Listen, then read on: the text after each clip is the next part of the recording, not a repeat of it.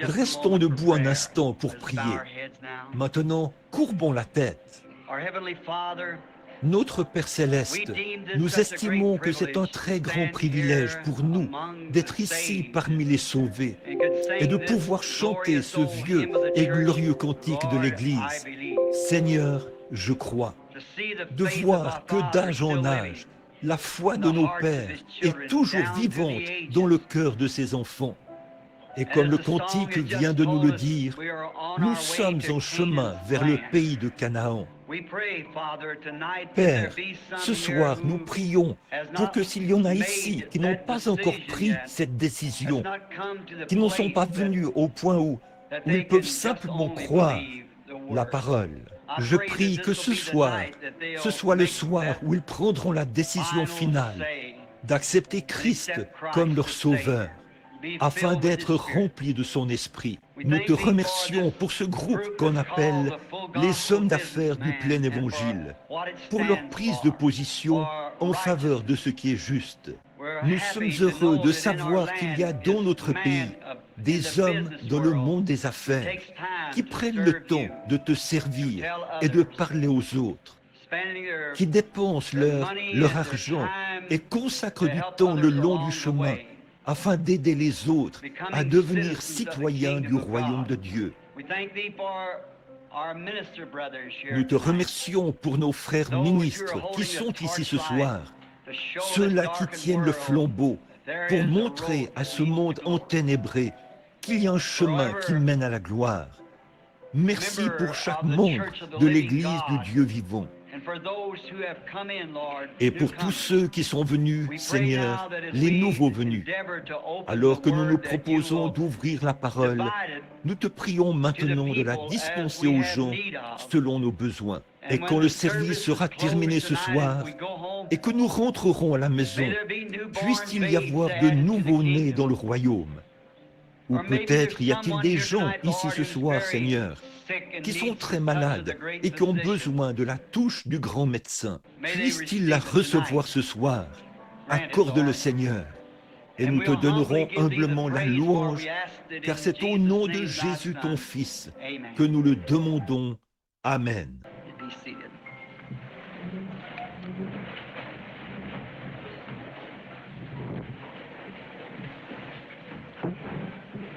Vous pouvez vous asseoir.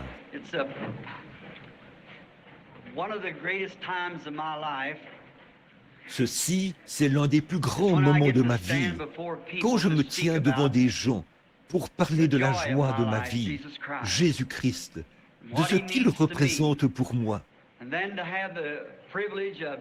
et d'avoir ensuite le privilège de faire part de cette joie à quelqu'un d'autre qui n'a jamais eu cette joie. Je prêchais l'autre jour. Avant, j'étais un jeune prédicateur. Ça fait maintenant 33 ans que je suis dans le ministère. J'ai bénéficié de la réputation d'un jeune prédicateur. Mais maintenant, ce temps-là est révolu pour moi. Et maintenant, je deviens un vieux prédicateur. Mais chaque jour, comme le dit le cantique, il devient chaque jour plus doux encore que le jour précédent. Alors que je suis sur le point puisque j'ai franchi la moitié du chemin et que je regarde vers le coucher du soleil, Christ représente davantage pour moi, jour après jour.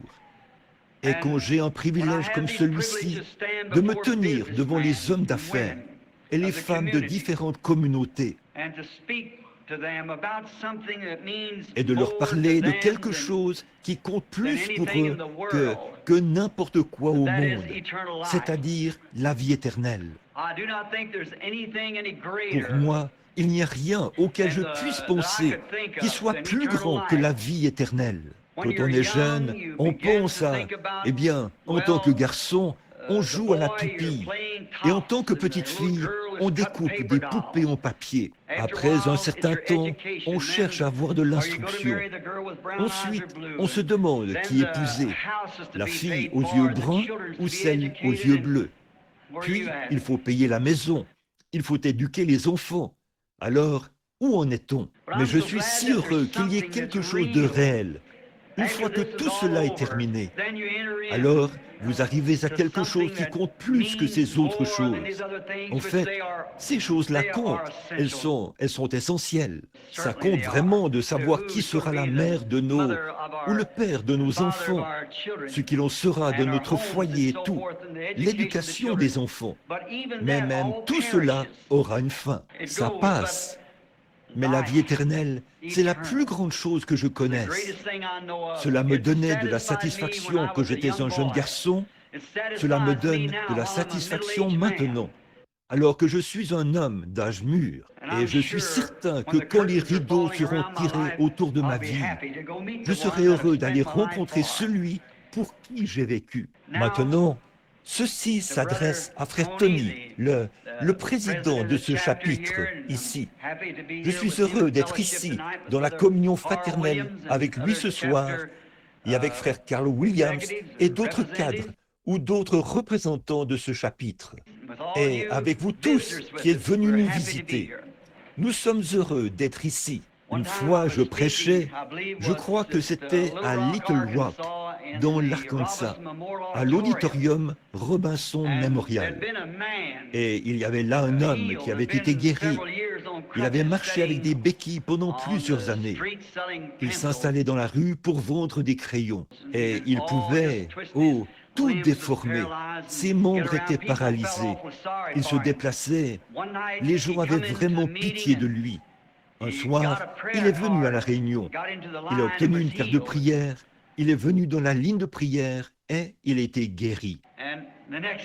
Et le lendemain, ses béquilles au dos, il marchait de long en large dans la rue pour rendre témoignage.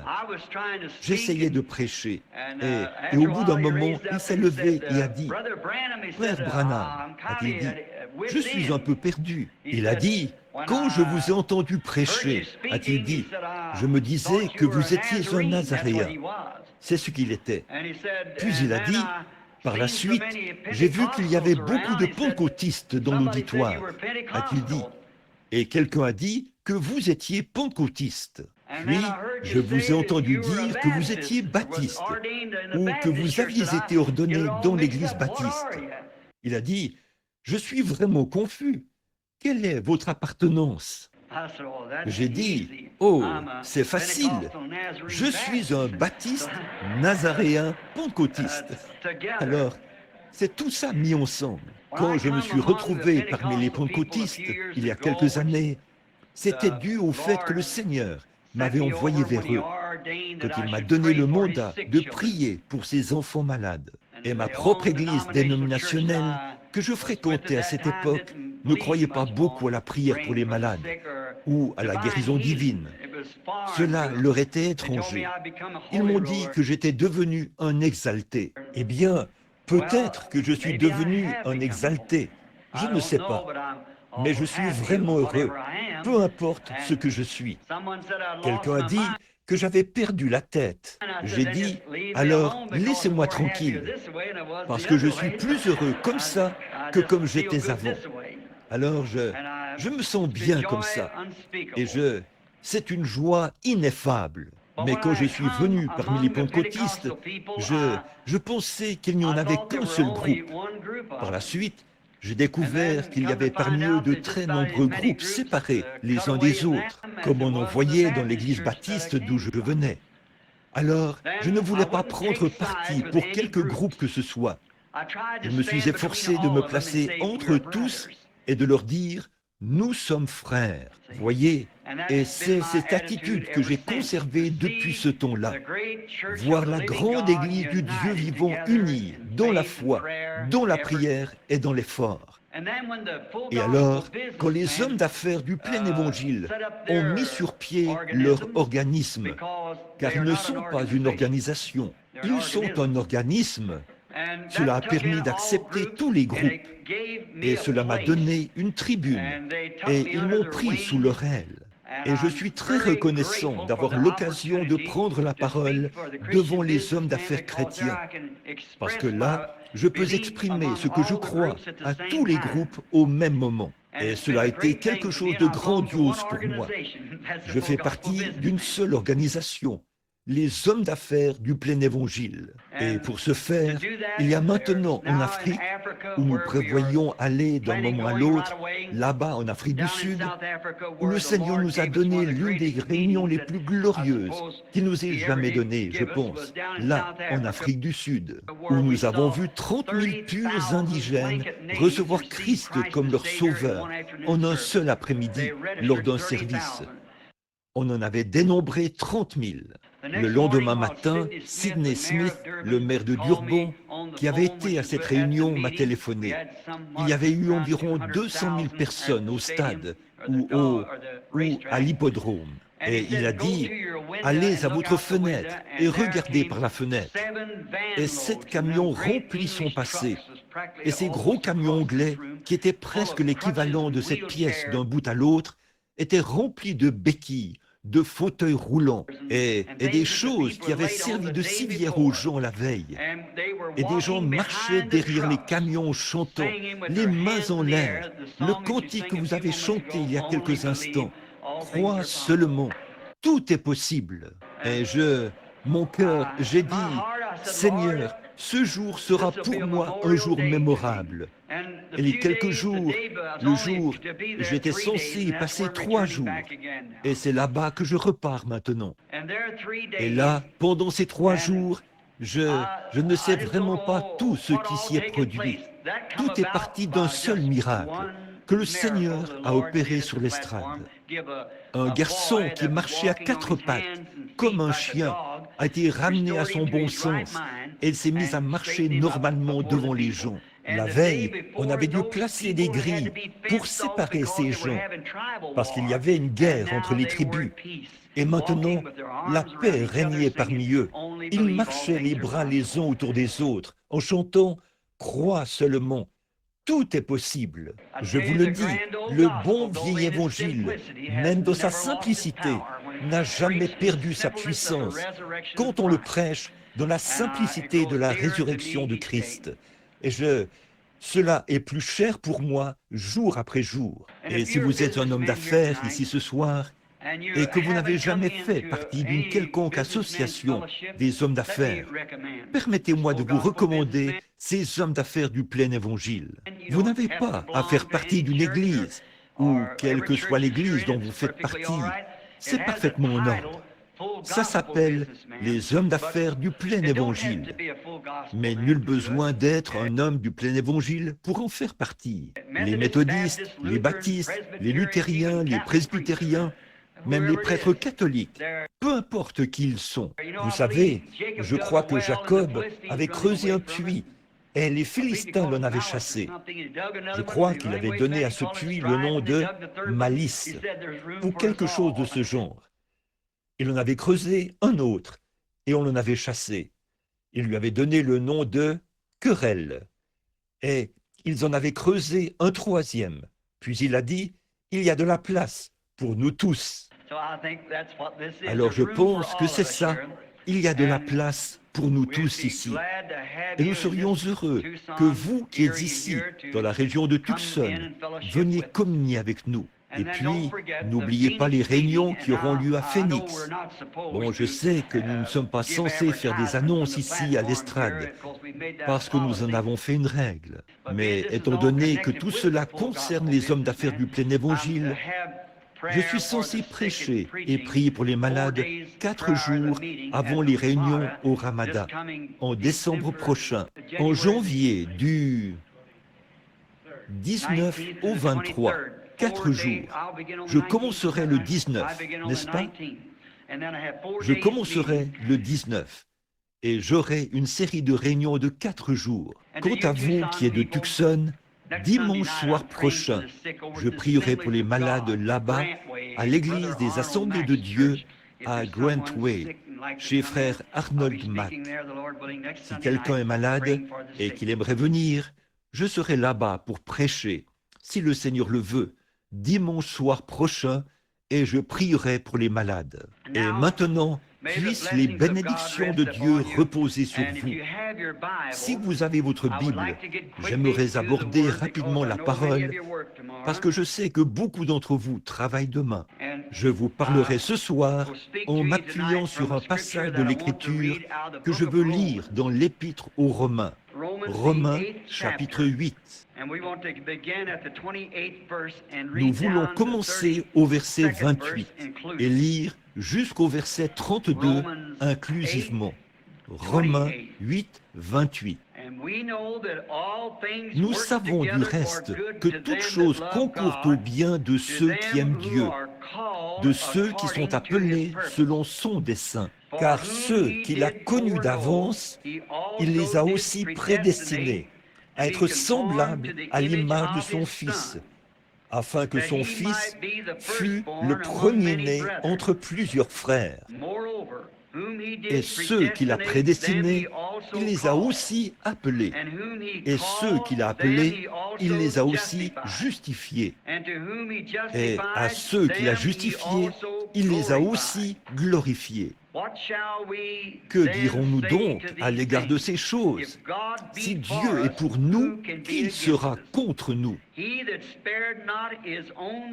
Lui qui n'a point épargné son propre Fils, mais qui l'a livré pour nous tous, comment ne nous donnera-t-il pas aussi toutes choses avec lui? Que le Seigneur ajoute ses bénédictions à la lecture de sa parole.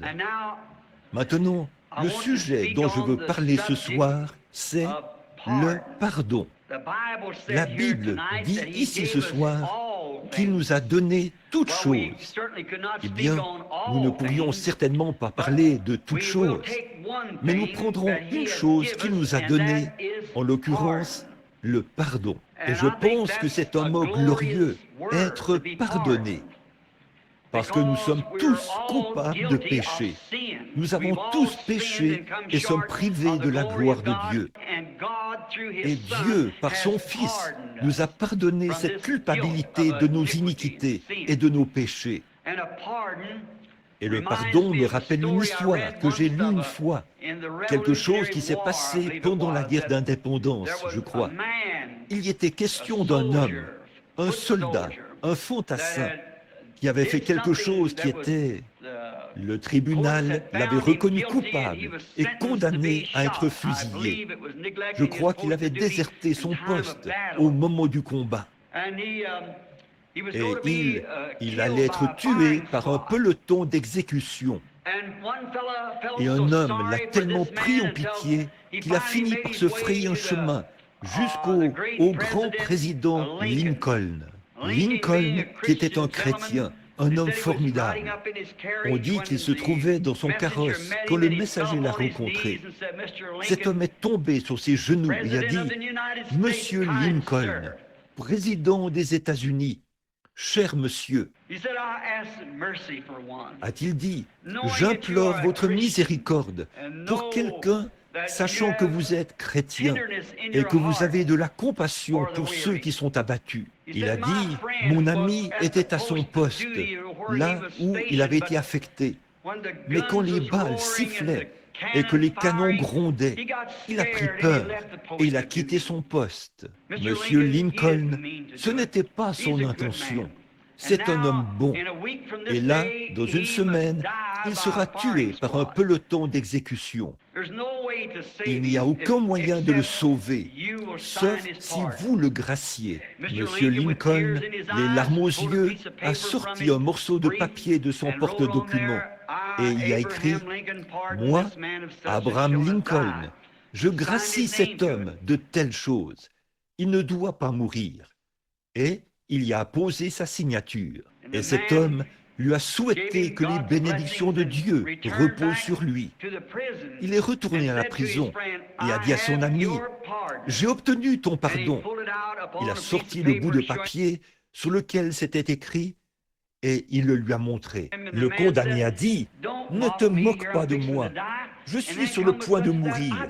Et c'est quelque chose de ce genre que tu viens me présenter. Je ne le crois pas. Je ne peux pas du tout y croire. Ce n'est pas vrai.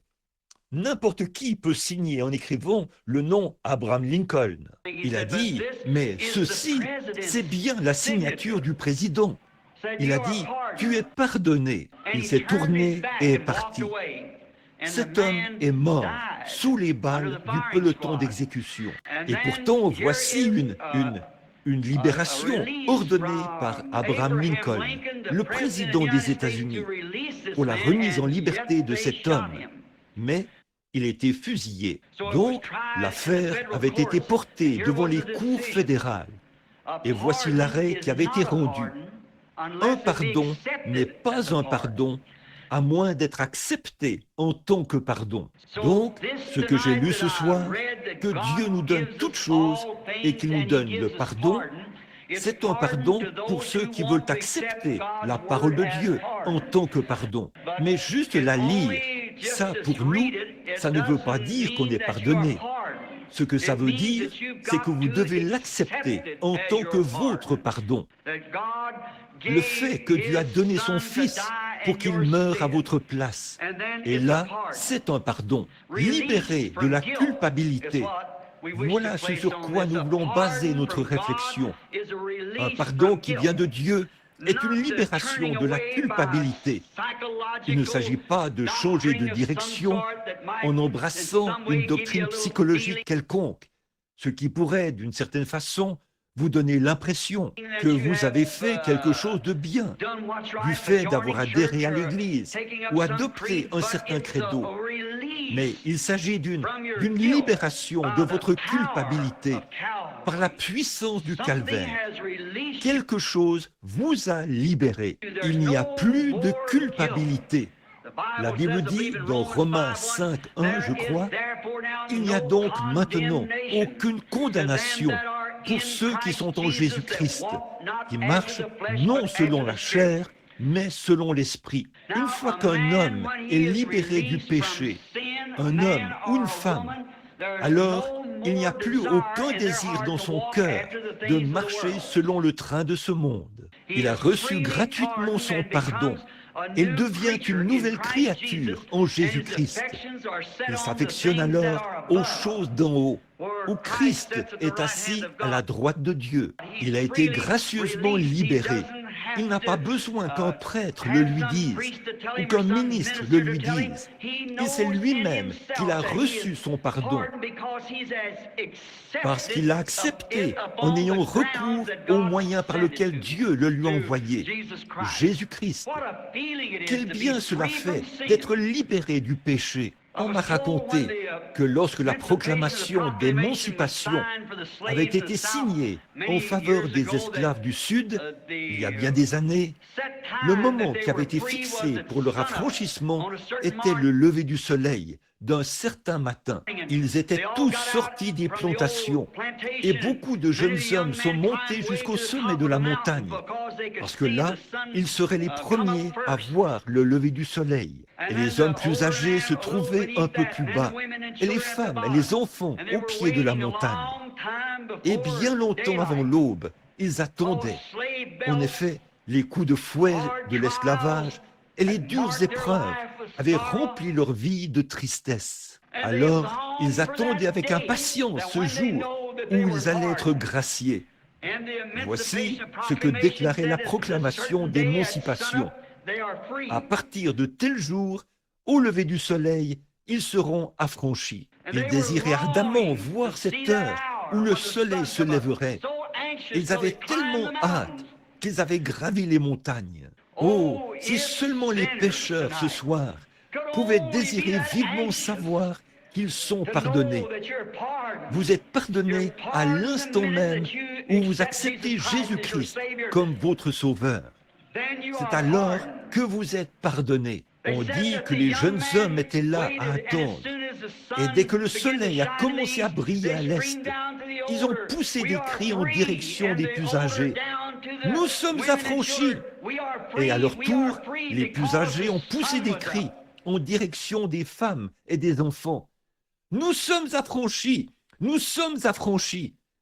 Parce que le soleil s'était levé. Oh, alors que l'homme s'était entièrement livré au péché, quand le Fils de Dieu est sorti de la tombe ce matin-là pour notre justification, je pense qu'un cri a dû se faire entendre dans toutes les nations. Nous sommes affranchis du péché et de la honte. Nous avons reçu gratuitement son pardon. par les liens du calvaire. Rien de plus grand ne pouvait être donné à la race humaine. Quand l'homme a péché dans le jardin d'Éden, il a franchi un grand abîme et s'est séparé de l'Éternel. En ce temps-là, l'homme était éternel avec Dieu. Il ne connaissait ni la maladie, ni le chagrin, ni la mort. L'homme n'a pas été fait pour mourir. L'enfer n'a pas été fait pour l'homme. L'enfer a été créé pour le diable et ses anges, et non pour l'humanité. En effet, les hommes ont été créés sur la terre pour être des fils et des filles de Dieu. Mais quand l'homme a péché et qu'il a franchi la ligne de démarcation entre le bien et le mal, il s'est séparé de Dieu sans aucun moyen pour lui de revenir. Il était totalement perdu. Il ne pouvait pas revenir parce qu'il avait péché. Mais Dieu, qui est riche en miséricorde, a accepté un substitut, car il avait dit, « Le jour où tu en mangeras, ce jour-là, tu mourras. » Et la justice et la sainteté de Dieu exigent la mort, parce que c'est sa parole.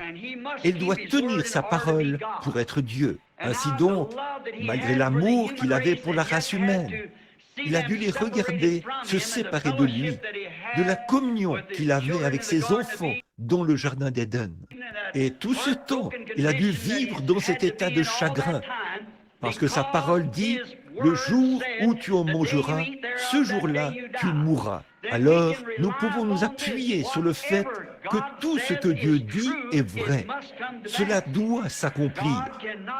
Dieu ne peut pas revenir sur sa parole, vous voyez, parce qu'il est infini, il est éternel. Et sa première décision est une décision perpétuelle. Il n'a pas à revenir là-dessus parce qu'il a augmenté son savoir à ce sujet. Il est infini dès le départ. Par conséquent, quand Dieu dit quelque chose, c'est parfaitement ce qu'il en est.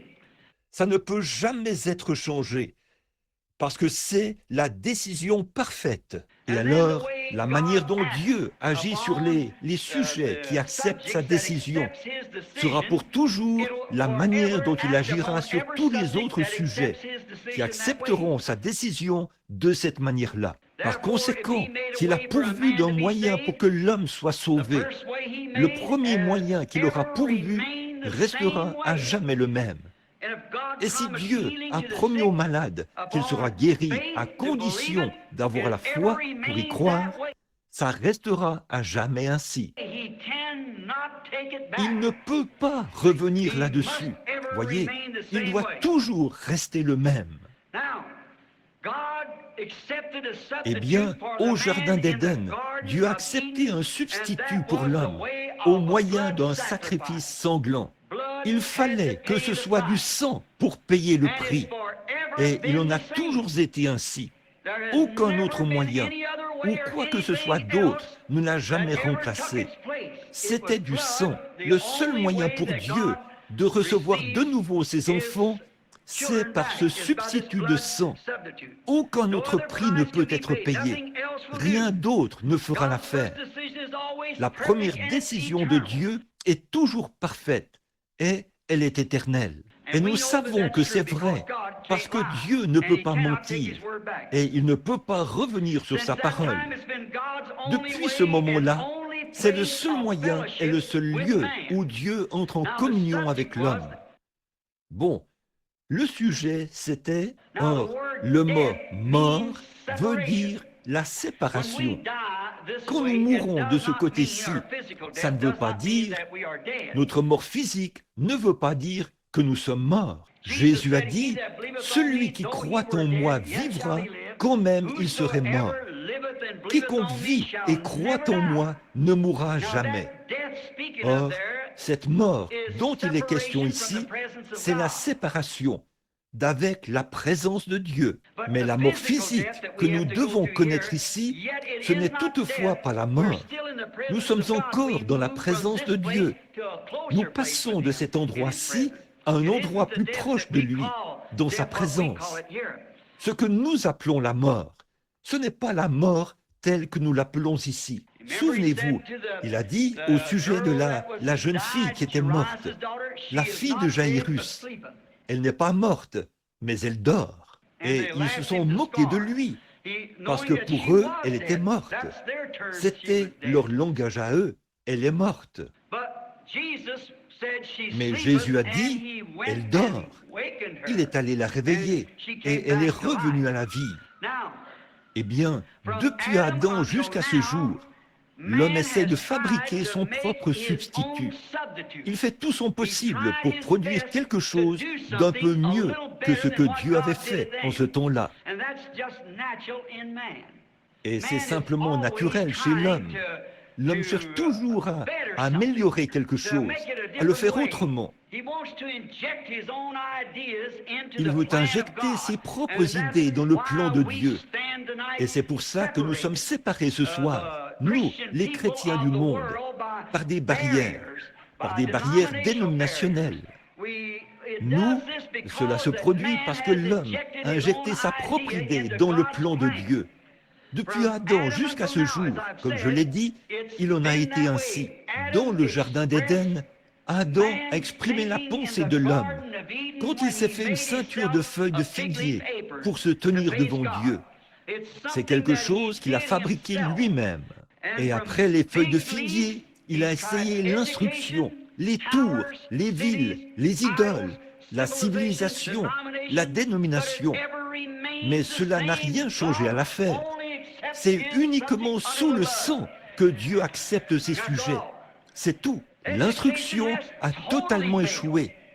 Plus nous sommes instruits, plus nous nous éloignons les uns des autres. La dénomination a totalement échoué. Nous traçons des lignes de démarcation et nous dressons des barrières. Chacun essaye d'exalter sa dénomination par rapport à une autre. Et cela brise la communion fraternelle.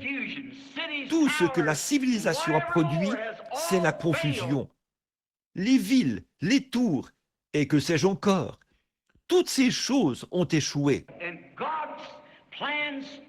Et le plan de Dieu demeure le même, sous le sang. Ce sang, c'est un sang qui doit être mis bien en vue.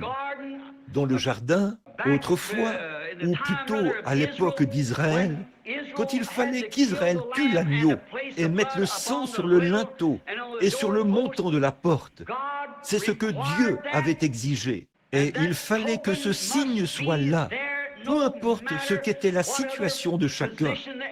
Il se peut que ces hommes aient démontré qu'ils étaient des Israélites circoncis. Il se peut qu'ils aient déclaré « Nous croyons chaque parole que Jéhovah dit ». Mais ce n'est pas ça qui réglait le problème. Il leur fallait mettre ce signe en évidence. Le sang devait être présenté. C'est la même chose ce soir. Je crois que chaque chrétien doit mettre en évidence le sang de Jésus-Christ. Il a purifié des choses du monde, en dépit de tout. Or, en ce temps-là, il fallait que le signe soit appliqué sur la porte. Il fallait que ce soit appliqué là-dessus, peu importe combien religieuse était la maisonnée, combien religieux étaient les occupants, combien ils avaient élevé leurs enfants dans la droiture, combien assidus ils étaient à l'église, combien ils avaient bien mis en évidence toutes les choses que Dieu avait dites. Ils n'en demeuraient pas moins qu'à cette dernière heure, où ils étaient entre la mort et la vie. Il fallait que le sang soit mis en évidence.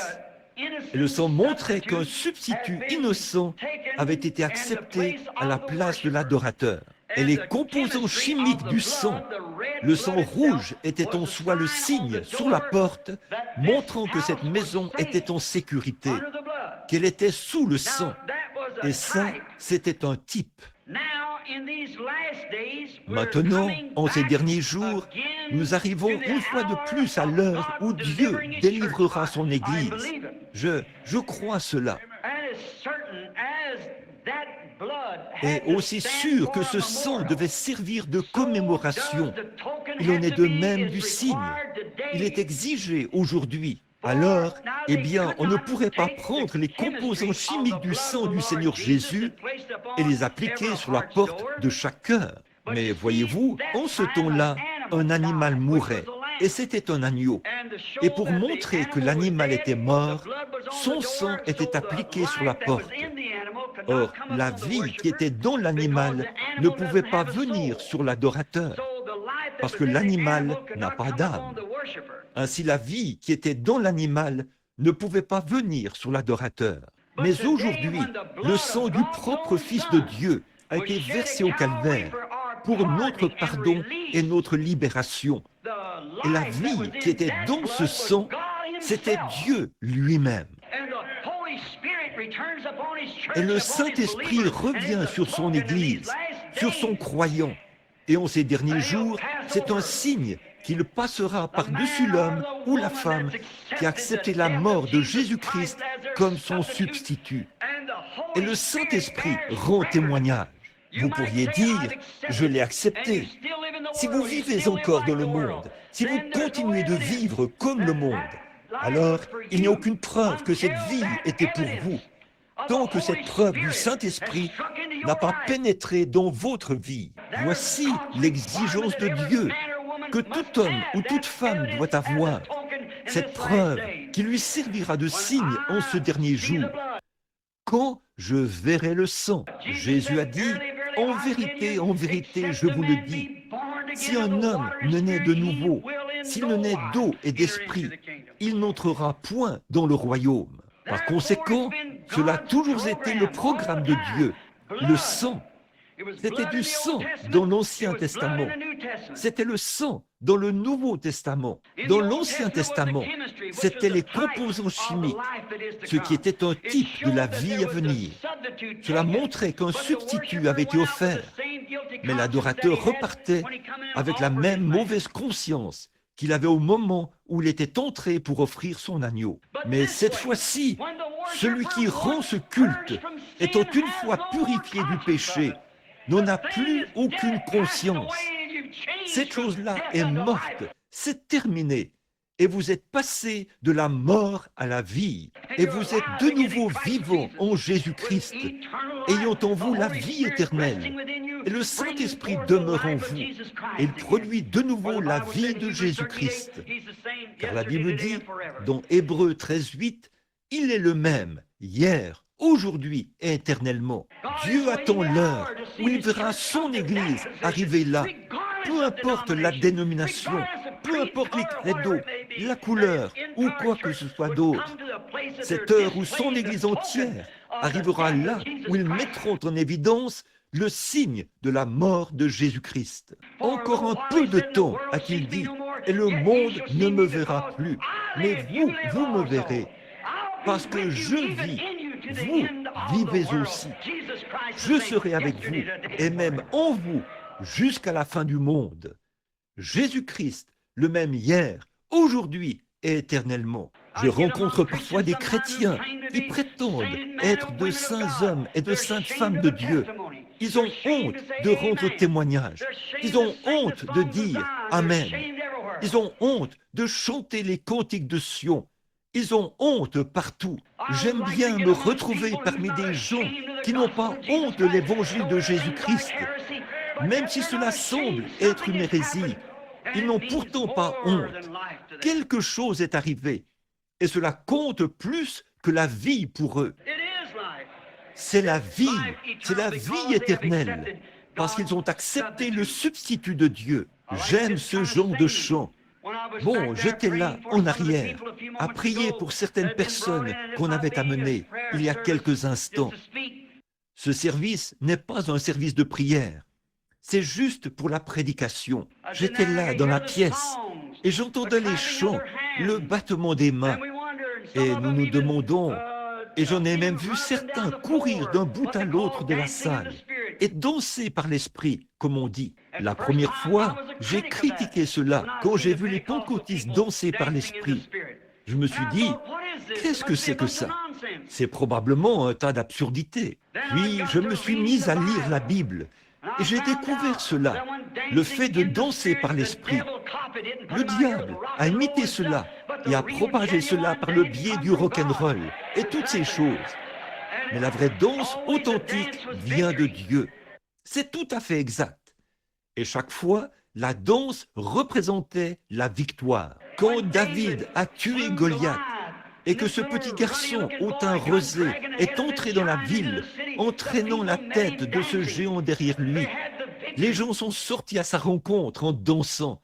Ils avaient la victoire. Quand, par la puissance de Dieu, Moïse a traversé la mer Rouge et a emmené les enfants d'Israël de l'autre côté, Marie a attrapé un tambourin et avec toutes les filles d'Israël, elle s'est mise à courir de long en large sur le rivage, en battant du tambourin et en dansant par l'esprit. Si ce n'est pas une réunion pentecôtiste à l'ancienne mode, je n'en ai jamais vu de ma vie. C'était moi le problème. Je n'avais pas assez de victoire. Mais une fois que vous remportez finalement cette victoire et que le signe du sang de Jésus-Christ vient sur vous, je me souviens de David, le grand psalmiste de la Bible, la fois où il avait fait quelque chose, où il avait accompli ce grand exploit. La fille de Saül lui avait été donnée comme épouse. Elle était une sorte de soi-disant croyante, guindée et prétentieuse. L'arche se trouvait loin de Dieu depuis bien longtemps. La présence visible de Dieu, la colonne de feu était suspendue au-dessus de cette arche. Les Philistins étaient venus et s'en étaient emparés sous le règne de Saül. Et un jour, quand David a vu l'arche revenir à la maison de Dieu, David est sorti en courant devant l'arche et il a dansé devant le Seigneur en chantant les louanges de Dieu. Et la fille de Saül semblait très embarrassée par les agissements de cet homme. Son mari, son jeune et beau mari, s'était mal conduit en sa présence. Elle, la fille du roi. Et David a dit ceci: « Si tu n'aimes pas ça, regarde bien ceci un instant. » Il s'est de nouveau mis à tourner et à tourner et à tourner autour de l'arche en dansant par l'esprit.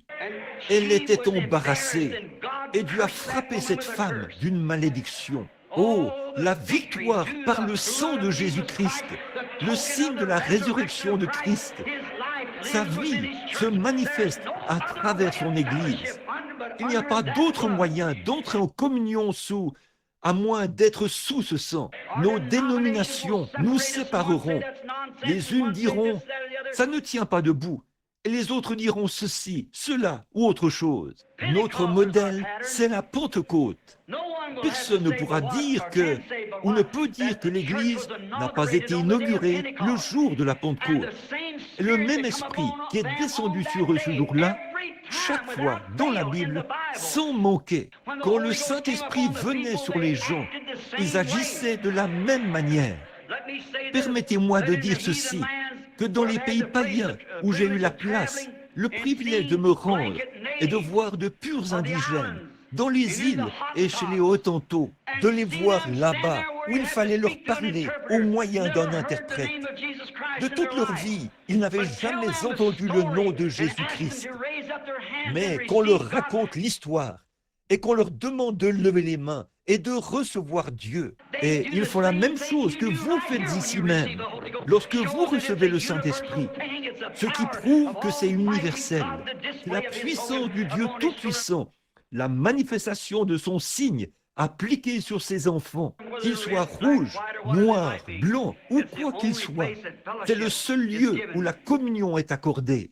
Nimrod a bâti une tour et Nebuchadnezzar une ville, et ainsi de suite. Ça continue ainsi au moyen des scientifiques et tout. Mais il n'en demeure pas moins que c'était le sang. En effet, Dieu avait pris sa décision selon laquelle ce serait un substitut innocent qui devait prendre la place du coupable afin qu'il obtienne son pardon. Et c'est encore la même chose ce soir. Ça n'a jamais changé. C'est par cela que Job vivait. Job, c'est le livre le plus ancien de la Bible. En dépit de tout ce qui est arrivé à cet homme, il est resté ferme parce qu'il savait qu'il avait satisfait aux exigences de Jéhovah. Il savait que c'était juste. C'était pareil pour Abraham, pour beaucoup d'entre eux. Israël ne se rencontrait. Il n'y avait qu'un seul lieu où Israël pouvait entrer en communion. C'était sous le sang versé. Les hommes de tout lieu devaient adorer à Jérusalem. Tant qu'il n'y avait pas de sacrifice, il n'y avait pas d'adoration. Et le sacrifice, c'était du sang. Aujourd'hui, malgré le niveau très élevé d'instruction que la nation semble avoir acquis, et le niveau très élevé de culture qu'elle semble avoir, et toutes nos recherches scientifiques pour fissionner un atome, et que sais-je encore, envoyer une fusée sur la Lune, ou envoyer un satellite, ou quoi que ce soit d'autre, toutes nos recherches scientifiques, toutes nos dénominations, toute notre instruction, toutes nos écoles n'ont fait que nous éloigner encore plus de Dieu que nous l'étions au commencement. Ce qu'il faut, c'est d'abandonner notre cœur à la puissance du Dieu Tout-Puissant par sa volonté. Et comme signe, le Saint-Esprit viendra sur cette personne. Voici les miracles qui accompagneront ceux qui auront cru. Ça demeure à jamais pareil. C'est ce que Christ a dit. Allez par tout le monde et prêchez la bonne nouvelle à toute la création. Celui qui croira et qui sera baptisé sera sauvé. Celui qui ne croira pas sera condamné. Et voici les miracles qui accompagneront ceux qui auront cru. C'est la manifestation du Saint-Esprit qui montre que Dieu a agréé l'adorateur. Car l'Esprit et la vie qui étaient en Christ viennent sur l'adorateur. Pouvez-vous imaginer un juif d'autrefois sous le sang versé? Le voici qui avance sur la route. C'est le jour de l'expiation. Il est en chemin pour aller offrir un sacrifice. Il a un beau taureau bien gras. C'est ce que Jéhovah exige. Ou disons qu'il a peut-être un agneau, un bel agneau bien gras. Le sacrificateur devra examiner cet agneau pour voir s'il a un défaut. Puis il arrive au lieu d'adoration. Il prend conscience qu'il est un pécheur. Il a commis le mal. Alors il pose ses mains sur ce sacrifice. Par le fait de poser les mains sur le sacrifice, il s'identifie à son sacrifice. Et alors, pendant qu'on tranche la gorge de l'animal, ou qu'on lui ôte la vie, ses mains sont posées sur lui alors qu'on lui ôte la vie. Et il ressent les douleurs de cet animal qui se meurt.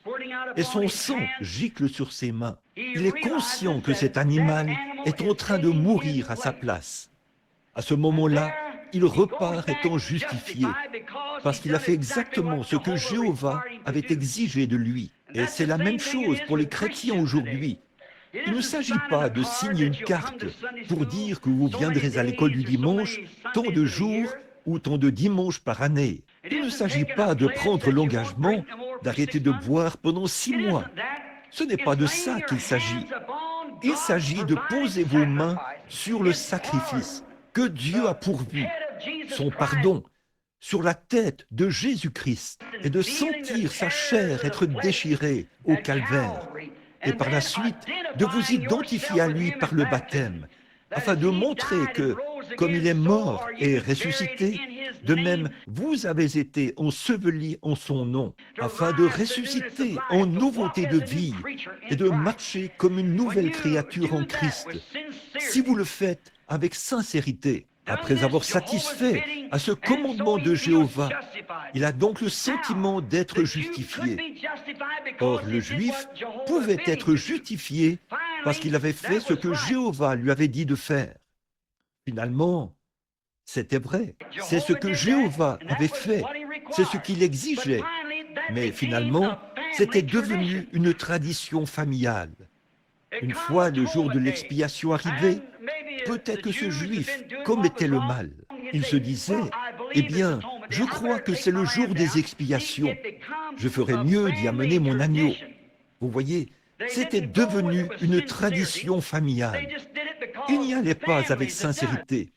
Ils observaient cela simplement parce que les autres familles le faisaient aussi. C'est tout simplement ce que nous devrions faire. Comme toutes les familles le font, nous devrions le faire aussi. Et c'est exactement là que notre christianisme en est arrivé. C'est exactement là que nos mouvements pentecôtistes sont en train de se diriger. C'est une tradition familiale. Voyez, nous ne nous identifions pas à notre sacrifice. Nous ne montrons pas que nous sommes morts avec notre sacrifice. Nous disons, Oh, nous sommes chrétiens parce que je suis allé adhérer à l'Église. Adhérer à une Église, c'est bien. Mais tant que vous ne vous êtes pas identifié, tant que vous ne posez pas les mains sur lui, et que vous et lui devenez un, au point où l'Esprit de Christ est en vous, et vous en Christ, au point où vous devenez un fils et une fille de Dieu. Là, il semble qu'il n'y a pas la sincérité que l'on devrait avoir. Ça devient un rituel. C'est exactement la même chose que maintenant. Devenir chrétien n'est qu'un rituel pour les gens. Il y a quelque temps, j'ai demandé à une jeune femme dans la ligne de prière, « Êtes-vous chrétienne ?» Elle a dit, « Eh bien, sachez que je suis une Américaine. » Comme si ça avait quelque chose à voir avec ça. Un Américain, c'est formidable d'être un Américain, mais ça ne veut pas dire que vous êtes chrétien. Il vous faut naître de nouveau. À une autre femme, j'ai demandé, « Êtes-vous chrétienne ?» Eh bien, elle était tellement contrariée qu'elle a dit, « Sachez que je fais brûler un cierge tous les soirs. » Comme si ça avait quelque chose à voir avec ça. Il vous faut vous identifier à Christ et sa vie doit se manifester en vous. C'est là que vous êtes identifié à Christ. Quand Christ vit en vous, il ne s'agit pas d'un rituel, il ne s'agit pas d'être membre d'église. Tout ça, c'est bien, mais voyez-vous, la vraie sincérité, quand c'est le moment du service de guérison, vous remarquerez que lors du discernement, dans la ligne de prière, c'est toujours « dis aux gens de se repentir ». Voyez, voilà. C'est au point où nos prières sont devenues une tradition. Nous nous agenouillons le soir et disons « Seigneur, bénis un tel, et bénis un tel, et fais ceci, et aide Jean à faire ceci. » Vous faites de Dieu une mascotte, ou vous faites de lui une sorte de garçon de course. Dieu, fais ceci, et tu feras ceci, et tu feras ceci. Ce n'est pas comme ça que Jésus nous a dit de prier. Il a dit de prier comme ceci. Notre Père qui es aux cieux, que ton nom soit sanctifié, que ton règne vienne, que ta volonté soit faite sur la terre comme au ciel. Mais nous essayons de donner des ordres à Dieu, de lui dire ce qu'il doit faire pour nous. Et c'est pour ça que l'Église se refroidit.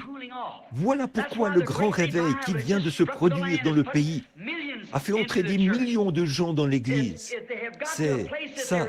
Ils en sont au point où ils utilisent ces expériences et tout comme une tradition, au lieu d'avoir une tristesse selon Dieu et de laisser le Saint-Esprit faire en vous l'œuvre de sa fonction et créer en vous une nouvelle vie et vous donner tellement faim d'aller à l'Église que vous ne pouvez pas rester loin de l'Église. Alors, voilà ce qu'il en est.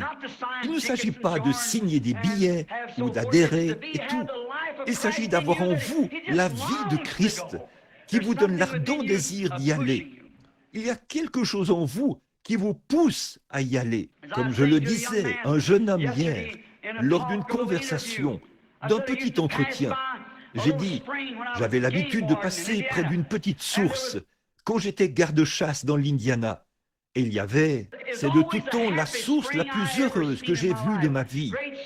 Il y a de magnifiques sources bouillonnantes dans l'Indiana qui font jaillir leur belle eau froide, leur eau calcaire. Un jour, je me suis assis près de la source pour lui parler, tout comme l'aurait fait Moïse devant le buisson ardent, afin de lui parler, je suppose. Et j'ai dit, petite source, qu'est-ce qui te rend si heureuse que tu bouillonnes tout le temps? Quand je viens ici en hiver, tu bouillonnes. Que je viens au printemps, en automne, en été, peu importe le moment, tu bouillonnes. Est-ce peut-être parce que tu es très heureuse de voir les lapins venir boire de ton eau? Eh bien, si elle pouvait parler, elle dirait, non, ce n'est pas ça. Je lui dirais, eh bien, c'est peut-être parce que les cerfs viennent boire de ton eau. Elle dirait, non, ce n'est pas ça. Je lui dirais, bon, eh bien, c'est peut-être parce que je viens de temps en temps boire de ton eau. Non, ce n'est pas ça. Je suis heureuse qu'ils viennent tous s'abreuver. Mais ce n'est pas pour ça que je bouillonne tout le temps. Eh bien, qu'est-ce qui te fait bouillonner ainsi? Qu'est-ce qui te rend si heureuse? qui te fait jaillir tout le temps. Si elle pouvait parler, elle dirait, « Ce n'est pas moi, c'est quelque chose derrière moi. Ça me stimule. » C'est pareil pour une expérience chrétienne. Ce n'est pas quelque chose que vous essayez de fabriquer. C'est quelque chose derrière vous. Cela œuvre en vous. C'est la vie éternelle qui agit, qui jaillit. Comme il l'a dit à la femme au puits, ce seront des sources d'eau qui jailliront jusque dans la vie éternelle. C'est quelque chose qui est à l'intérieur de l'adorateur. Quand il s'est identifié à Christ, parce qu'il sait qu'il est vivant. Mais nous ne voulons pas que ça devienne une tradition. Quand Israël est arrivé au point où, par leur sacrifice, ils ont fait des commandements de Dieu une tradition, alors le puissant prophète Ésaïe leur a été envoyé par Dieu avec l'Ainsi dit le Seigneur. Quelque part, d'une manière ou d'une autre, Dieu peut toujours mettre la main sur un homme, quelque part, à un endroit, qui n'a pas peur de mettre la chose à nu. C'est vrai. Ésaïe s'est levé. Vous pouvez le lire dans Ésaïe 1. Je l'ai noté ici. Ésaïe leur a parlé. Il a dit, « Les sacrifices que Jéhovah a exigés de vous me puent au nez. Je les ai en horreur. La graisse des béliers et des génisses, et ainsi de suite. Dieu les avait en horreur. La chose même qu'il leur avait ordonné de faire. Comme ils en ont fait un rituel, alors Dieu a eu cela en horreur. Parce qu'ils en ont fait un rituel. Et nous pouvons faire de la parole de Dieu la même chose. C'est vrai. Quand nous l'approchons comme une tradition, comme un rituel, nous devons l'approcher en sachant que c'est l'Ainsi dit le Seigneur. Si Dieu l'a promis, Dieu tiendra sa promesse. Il est plus grand que sa promesse. Il l'a toujours été. Il est capable, comme l'a dit Abraham, d'accomplir ce qu'il a promis de faire. Il est toujours capable de le faire, de tenir sa parole. Donc, Ésaïe leur a parlé. Il a dit que tout ce qu'il faisait jusque-là, il le faisait sans sincérité. Il le faisait juste parce que tous les autres le faisaient. C'était parce que il le faisait aussi parce que c'était une exigence de Jéhovah. Et toute la famille le faisait. Les mères le faisaient. Les grands-pères le faisaient. Pourquoi ne le ferait-il pas? Aujourd'hui, nous faisons la même chose. Comme mon grand-père était presbytérien, je suis aussi presbytérien. Comme mon papa était baptiste, je suis aussi baptiste, et ainsi de suite. Comme mon papa était pentecôtiste, je suis aussi pentecôtiste. Ce n'est pas de ça qu'il s'agit. Nous en arrivons là où nous nous rendons compte que nous nous sommes séparés. Nous sommes séparés de Dieu et nous venons sur la base du sang versé de Jésus-Christ. C'est sous ce sang que les méthodistes, les baptistes, les luthériens, les presbytériens, les pentecôtistes peuvent tous se rencontrer et avoir un point commun. Peu importe leur tradition, ou leur rituel, ils peuvent s'y rencontrer sous une chose qu'ils ont en commun, c'est-à-dire le sang de Jésus-Christ. Quand l'Église reviendra là, loin de ses rituels, qu'elle reviendra au plan originel de Dieu, où les hommes naissent dans le royaume de Dieu, et non pas qu'ils adhèrent à l'Église. C'est à ce moment-là que la communion fraternelle régnera partout, et l'Esprit du Seigneur couvrira la terre, comme les eaux couvrent la mer. Quand on en arrivera là où les hommes oublieront leurs divergences et se rassembleront dans la communion fraternelle sous le sang, nous ne pouvons pas tous venir sur la base de la tradition baptiste ou de la tradition presbytérienne ou sur la base de la tradition méthodiste ou de la tradition pentecôtiste. Mais nous pouvons tous nous rencontrer et communier sous le sang de Jésus-Christ, parce que c'est le plan originel de Dieu. C'est vrai. Amen. Voilà le pardon. Un méthodiste peut regarder un baptiste et tourner la tête de côté. Pareil pour un baptiste qui regarde un pentecôtiste et un pentecôtiste qui regarde un baptiste sur la base de leur tradition. Mais quand ils se rencontrent sous la croix, où le sang de Jésus-Christ purifie tous les hommes du péché, il est une nouvelle créature en Jésus-Christ. C'est un frère. Peu importe la marque qu'il porte, c'est un frère. En effet, voilà le terrain sur lequel nous pouvons tous nous rencontrer. Voilà la manière de Dieu de le faire. Ces autres choses sont des credos faits de main d'homme que l'on a injectés dans ceci. Mais le plan originel de Dieu pour le pardon, c'est d'être sous le sang de Jésus-Christ. Voilà le plan de Dieu pour le faire. Oui, face aux traditions de cette époque-là, le grand prophète s'est écrié et a dit « Vos traditions sont impuissantes, elles me répugnent, n'ayez aucune foi en elles. » Les gens offraient ces offrandes sans même avoir foi en ce qu'ils faisaient. Maintenant, posons-nous simplement la question, n'est-ce pas semblable à aujourd'hui? Ça nous coûte terriblement de dire ça, mais nous devons regarder les choses en face à un moment donné. Il y a quelque chose qui cloche quelque part. Eh bien, cette église devrait être beaucoup plus avancée qu'elle ne l'est maintenant. Jésus attend que son église soit prête. Son épouse s'est préparée. Nous avons le potentiel. Le Saint-Esprit est ici. Dieu est ici, avec la puissance de guérir les malades, la puissance de faire toutes les choses que Christ a faites. J'ai personnellement vu le Saint-Esprit le démontrer. Donc, le potentiel est là. Ce que Dieu attend de nous, c'est que nous abandonnions nos traditions et que nous revenions sous le sang de son Fils, Jésus-Christ, pour devenir l'Église du Dieu vivant. Les méthodistes, les baptistes, les luthériens, les presbytériens, et que sais-je encore. Que celui qui veut vienne prendre des eaux de la vie gratuitement. Je le crois de tout mon être. Nous, Dieu a envoyé le Saint-Esprit pour faire cela.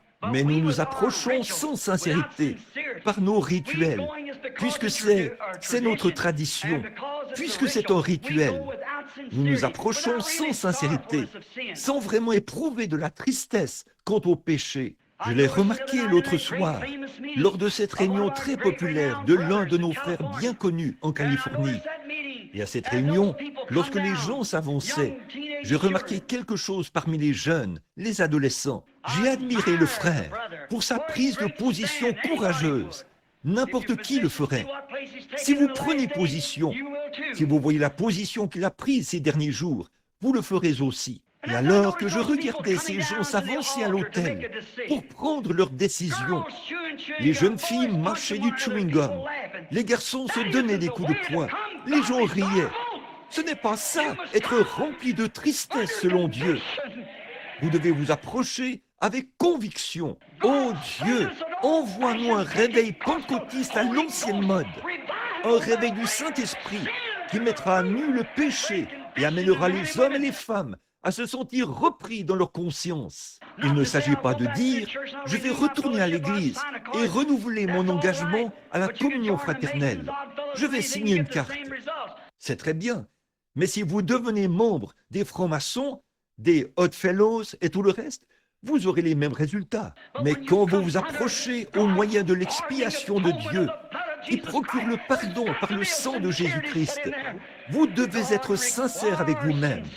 Dieu exige la sincérité. Si cela lui a coûté un si grand prix, au point qu'il a dû donner son Fils unique, comment allons-nous nous en tirer en faisant une petite rigolade, en venant adhérer à l'Église, en signant une carte d'engagement qu'on donne à l'Église, et que sais-je encore? Ça, ce n'est pas l'exigence de Dieu. Celui qui va semer avec larmes reviendra certainement avec allégresse quand il portera de précieuses gerbes. Il nous faut des gens qui portent des gerbes. Une fois, j'ai entendu un grand évangéliste dire, lorsque j'assistais à l'un de ses petits déjeuners, il avait pris la Bible, et j'ai toujours eu de l'admiration pour lui. Il a dit, voici la norme. C'est ce que Dieu exige. Il a dit, je vais dans une ville pour y tenir un réveil. Il a dit, 20 ou 30 000 personnes prennent leurs décisions. Quand je reviens 4 ou 5 ans, ou peut-être 2 ans plus tard, a-t-il dit, je n'en trouve pas 15 ou 20. Il a dit, Paul est allé dans une ville et il a eu un seul converti. Quand il est revenu l'année suivante, il y en avait 30 ou 40 qui s'étaient convertis par l'entremise de celui-là. Puis il a dit, C'est à cause des prédicateurs paresseux qui restent les pieds croisés sur leur bureau et qui ne sortent pas pour rencontrer les gens. J'admire le courage qu'il a eu de reprendre sévèrement ses frères et tout par rapport à ses convictions. Mais j'aimerais lui poser cette question. Quel prédicateur avait parlé à celui-là que Paul avait converti alors qu'il n'avait pas d'église où aller? Qu'est-ce qui lui était arrivé? Paul l'avait fait passer d'une tradition ou du fait de signer une carte au baptême du Saint-Esprit, là où son âme brûlait d'ardeur pour Dieu. Il fallait qu'il rende témoignage et dise des choses. Son âme entière brûlait de l'ardeur du feu que Dieu avait allumé là-dedans. Ce qu'il nous faut ce soir, c'est un signe qui indique qu'un homme est sauvé ou qu'une femme est sauvée.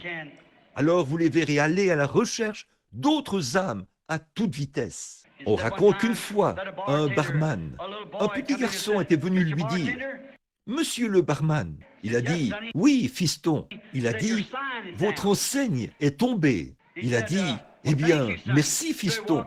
Il est donc sorti. Le petit garçon se tenait là, les mains dans le dos, et le barman a levé les yeux. Il y avait une publicité de bar sur une grande plaque d'airain suspendue là. Il a saisi son tablier et l'a nettoyé. Il a dit « Fiston, tu te trompes. Mon enseigne est en place. » Il a dit « Non, monsieur. » Il a dit « Elle ne l'est pas. » Il a dit « Je parle de votre meilleure enseigne. » Il a dit « Voici ma meilleure enseigne. » Il a dit « Oh non, regardez, couché là. » Un ivrogne était couché là, dans le caniveau. C'était là la meilleure enseigne qu'il avait. Oui, monsieur. Il avait vu un homme sous l'influence de ce qu'il vendait à l'intérieur. Et quand nous voyons un homme sous l'influence du Saint-Esprit, au point où sa vie brûle de l'ardeur du feu de la Pentecôte, à l'ancienne mode, voilà le meilleur signe que Dieu a jamais eu pour montrer que cet homme est sauvé. C'est quand il se met à son service. C'est le meilleur signe. Eh bien, comment cela se produit-il? Non pas en adhérant à l'Église, mais en acceptant son pardon par Jésus-Christ, votre substitut innocent. Aucune sincérité, aucune véritable tristesse à cause du péché. Il a dit qu'il cacherait sa face devant leur rituel. Leur prière était impuissante. Ils priaient. Oh, bien sûr, ils allaient là et faisaient leur prière. Ils offraient leur sacrifice. C'était devenu une formalité. Savez-vous, dans 2 Timothée, verset 3, ou dans le chapitre 3 de 2 Timothée, il nous est dit que nous verrons ces mêmes choses dans les derniers jours. Ici, la Bible dit, « Sachez que dans les derniers jours, il viendrait un temps où les hommes seraient emportés, enflés d'orgueil, aimant le plaisir plus que Dieu, déloyaux, calomniateurs, intempérants et ennemis des gens de bien, ayant l'apparence de la piété, mais reniant ceux qui ont fait la force. Éloigne-toi de ces hommes-là. Il en est parmi eux qui vont de maison en maison et qui captivent des femmes d'un esprit faible et borné, agités par des passions de toute espèce. Apprenons toujours, et ne pouvons jamais arriver à la connaissance de la vérité.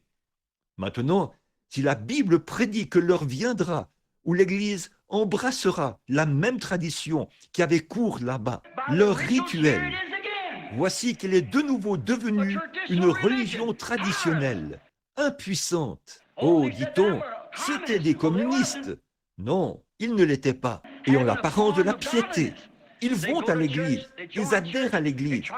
Ils essayent d'en mettre plein la vue quand ils vont à l'église et tout. Puis, ils repartent de là et mènent une vie contraire. Il n'y a pas de feu dans leur âme, rien du tout. Ils ne s'intéressent à personne d'autre. Tous les autres peuvent mourir et disparaître s'ils le désirent. Nous avons le sentiment d'être sauvés. Les autres, ça nous est égal.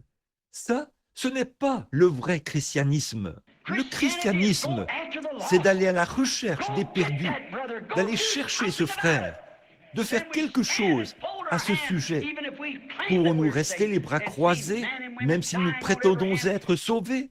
et regarder des hommes et des femmes qui se meurent partout, voir les rues remplies de femmes qui freiquentent l'église en short, le visage maquillé, se promener dans la rue, la cigarette à la main, le visage peinturluré. On dirait des renards ou des loups ou quelque chose de ce genre.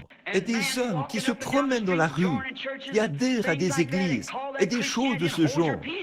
Et on appelle ça le christianisme, et on ne dit rien. Qu'aurait fait saint Paul s'il se promenait dans Tucson? Eh bien, je pense qu'on le jetterait en prison avant demain matin. C'est vrai. Pourquoi? Son âme brûlerait d'ardeur pour Dieu, au point où il ne pourrait pas s'empêcher de le faire. Certainement, mais nous adhérons à l'Église. Vous voyez, nos traditions sont devenues quelque chose qui sont mauvais devant Dieu. Ce qu'il nous faut aujourd'hui, c'est qu'un prophète entre en scène avec l'ainsi dit le Seigneur pour mettre toutes ces choses à nu et dire qu'elles sont devenues quelque chose qui sont mauvais. Nos dénominations ont pris de l'expansion. Nos églises sont grandes et elles sont plus belles que jamais. Nous serions bien mieux avec une poêle en fer blanc, debout dans la ruelle, avec une guitare et battre du tambour là-dehors, ou autre chose, avec le vrai feu de la Pentecôte qui brûle dans nos âmes, plutôt que de nous asseoir sur les grands bancs où nous sommes assis aujourd'hui, en train de mourir. Le monde se meurt sous nos pieds. Oui, monsieur, Dieu a un pardon, et ce pardon ne s'obtient que par Jésus-Christ. L'instruction, les traditions, les dénominations, la science, rien ne pourra jamais remplacer cela. C'est sous ce sang, c'est sous la tradition, pas sous la tradition, mais sous le sang de Jésus-Christ. La voie que Dieu a pourvue pour les pécheurs, c'est le seul moyen par lequel nous pouvons nous rencontrer. Je vous le dis, prenez un méthodiste, prenez un baptiste, un presbytérien et un luthérien et un pentecôtiste, et que chacun vienne sous ce sang. Ils seront frères. Il n'y aura plus de disputes parmi eux. Non, monsieur, ils seront frères. Ils verront tout de la même manière. Mais si vous laissez un méthodiste se disputer avec un baptiste au sujet du baptême, les unitaires se disputer avec les trinitaires, ou les trinitaires avec les unitaires, et que sais-je encore? Voyez les gens se quereller et se prendre aux cheveux, mais qu'ils viennent tous les deux sous la croix, et voyez ce qui se produira. Et le sera jusqu'à ma mort.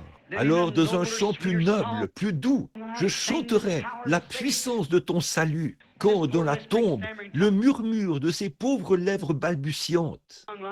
Ce sera tu. Je rends témoignage ce soir que le sang de Jésus-Christ fait d'un méthodiste, un baptiste, un luthérien, un presbytérien, ou que sais-je encore, mon frère. Oui, monsieur, il y a quelque chose en lui, parce que son esprit est celui d'un frère. Il n'est pas un querelleur, et tout. Il est un frère en Christ. Il croit chaque parole qui se trouve dans cette Bible. Comment le Saint-Esprit qui a écrit la Bible peut-il renier cela? Comment le Saint-Esprit peut-il être dans un homme et dire « Oh, ça, c'était seulement pour les disciples ». Jésus a dit que celui qui veut, Pierre a dit, la promesse est pour vous, pour vos enfants, pour ceux qui sont au loin, en aussi grand nombre que le Seigneur notre Dieu les appellera. Le Saint-Esprit était pour tous ceux que Dieu a appelés. Ici, il a dit, ceux qu'il a prédestinés, il les a connus d'avance. Il les a établis et ils ont accepté. Nul ne peut venir à moi, a dit Jésus, si le Père ne l'attire. Et tous ceux que le Père m'a donnés viendront à moi. Venons-nous par une émotion fabriquée? Venons-nous pour adhérer à l'Église? Venons-nous parce que nous ne voulons pas aller en enfer? Ou venons-nous parce que nous aimons Dieu, qui a donné son Fils unique, afin que quiconque croit en lui ait la vie éternelle? Venons-nous parce que c'est un sacrifice d'amour que Dieu nous a donné, afin que nous manifestions cela? Dieu est une religion impuissante. La religion n'a aucune puissance. Alors, que doit-il faire aujourd'hui? Il est chaque fois dans la Bible que Dieu, en dehors de ce côté-ci de la Bible, chaque fois qu'il y a eu une réforme ou un réveil, cela a été confirmé par de grands miracles et de grandes puissances.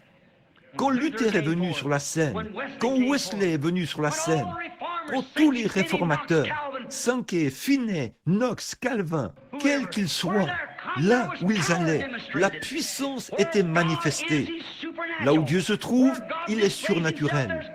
Là où Dieu se manifeste, il doit y avoir du surnaturel. Regardez à cette époque-là, quand des pharisiens sont venus à Jésus et ont parlé de gentillesse et de douceur, qui était plus doux que le bon vieux sacrificateur? Qui était plus grand que leur sacrificateur? Il vient vous voir à votre naissance. S'il y a une dispute dans le voisinage, il vient et il règle la question. Il est toujours quelqu'un qui procure la paix. C'est un homme plein d'amour. Vous savez qu'il l'est. Quand vous avez des ennuis, vous pouvez aller vers lui et il vous aidera. Vous parlez d'un homme bon. Alors, venons-en à ce Jésus de Nazareth. Quant à ce sacrificateur, nous savons qui était son père, le père de son père et le père de son père. Nous avons ici une école où on peut l'identifier. Qui est ce Jésus de Nazareth? De quelle école sort-il? À quelle organisation appartient-il? Qu'est-ce qu'il fait à part toujours créer des disputes?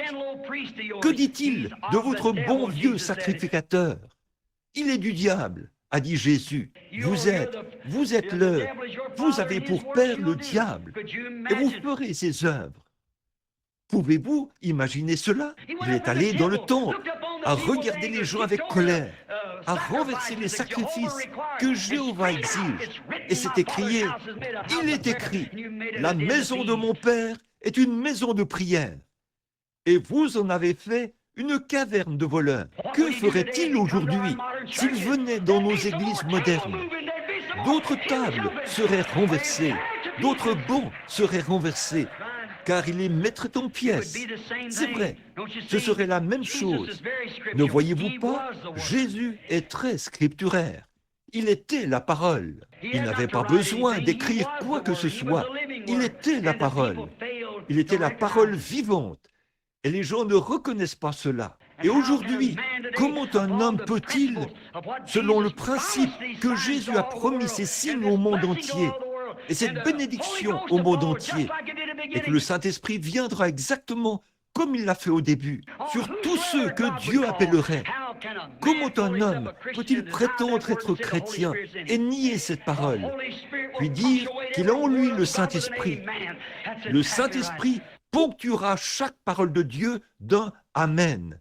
C'est tout à fait vrai. Oh frères, nos systèmes d'éducation nous en ont éloignés et nos dénominations nous ont séparés les uns des autres et de Christ. Mais quoi? Elles continueront de faire cela. Et si vous prenez un substitut ou quoi que ce soit d'autre, ce n'est rien d'autre que des feuilles de figuier, encore une fois. Dieu rejette cela.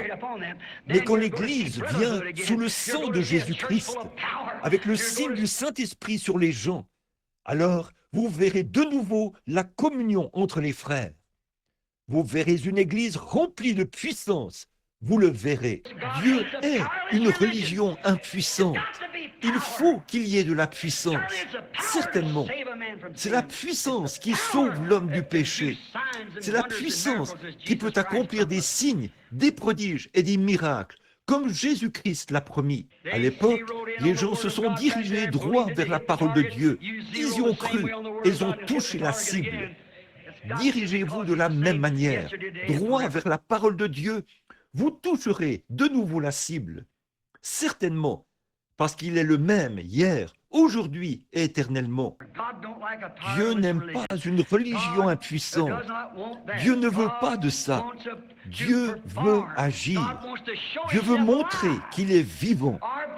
Notre espérance même, c'est la résurrection. Pas vrai? Notre espérance de vie, c'est la résurrection de Jésus-Christ. Vous voyez, Dieu veut agir dans son Église. Jésus a dit, « Je serai toujours avec vous, même jusqu'à la fin du monde. Les œuvres que je fais, vous les ferez aussi. » Jean 12, 14. Vous ferez aussi les œuvres que je fais. Vous en ferez même plus, car je m'en vais au Père. Maintenant, l'Église essaye de nier cela. Elle cherche le moyen d'avoir plus de membres, d'être plus populaire. Maintenant, je veux vous demander quelque chose. Dieu cherche à agir dans son Église, et l'Église essaie d'agir par le credo. Et les deux ne peuvent pas marcher ensemble. Vous devez vous débarrasser des credos et faire entrer Christ. Et comment est-ce possible? Quand il voit le sang, quand le sang est appliqué d'un cœur sincère, la main posée sur Jésus-Christ, avec un cœur fidèle devant Dieu, pour confesser ses torts et naître du Saint-Esprit, alors les œuvres de Dieu vous accompagneront, comme il l'a dit. Oui, l'Église veut agir par ses credos, pour voir combien de membres elle peut avoir. Dieu veut agir par la puissance du sang, pour que les chrétiens naissent de nouveau. C'est exactement ça qui fait la différence. On doit rejeter. Pour faire cela, on doit rejeter le Saint-Esprit et sa puissance agissante pour accepter un credo. Si on veut être un chrétien, on doit voir la vérité avant de pouvoir accepter une erreur. On ne peut pas, on doit passer outre la promesse de Dieu pour pouvoir accepter une erreur. En effet, il y a une lumière rouge qui clignote tout le temps devant vous. Voici la parole. Vous dites, eh bien, ça, c'était pour un autre jour. C'est pour aujourd'hui, parce que Christ est la parole. Pas vrai? Jean 1.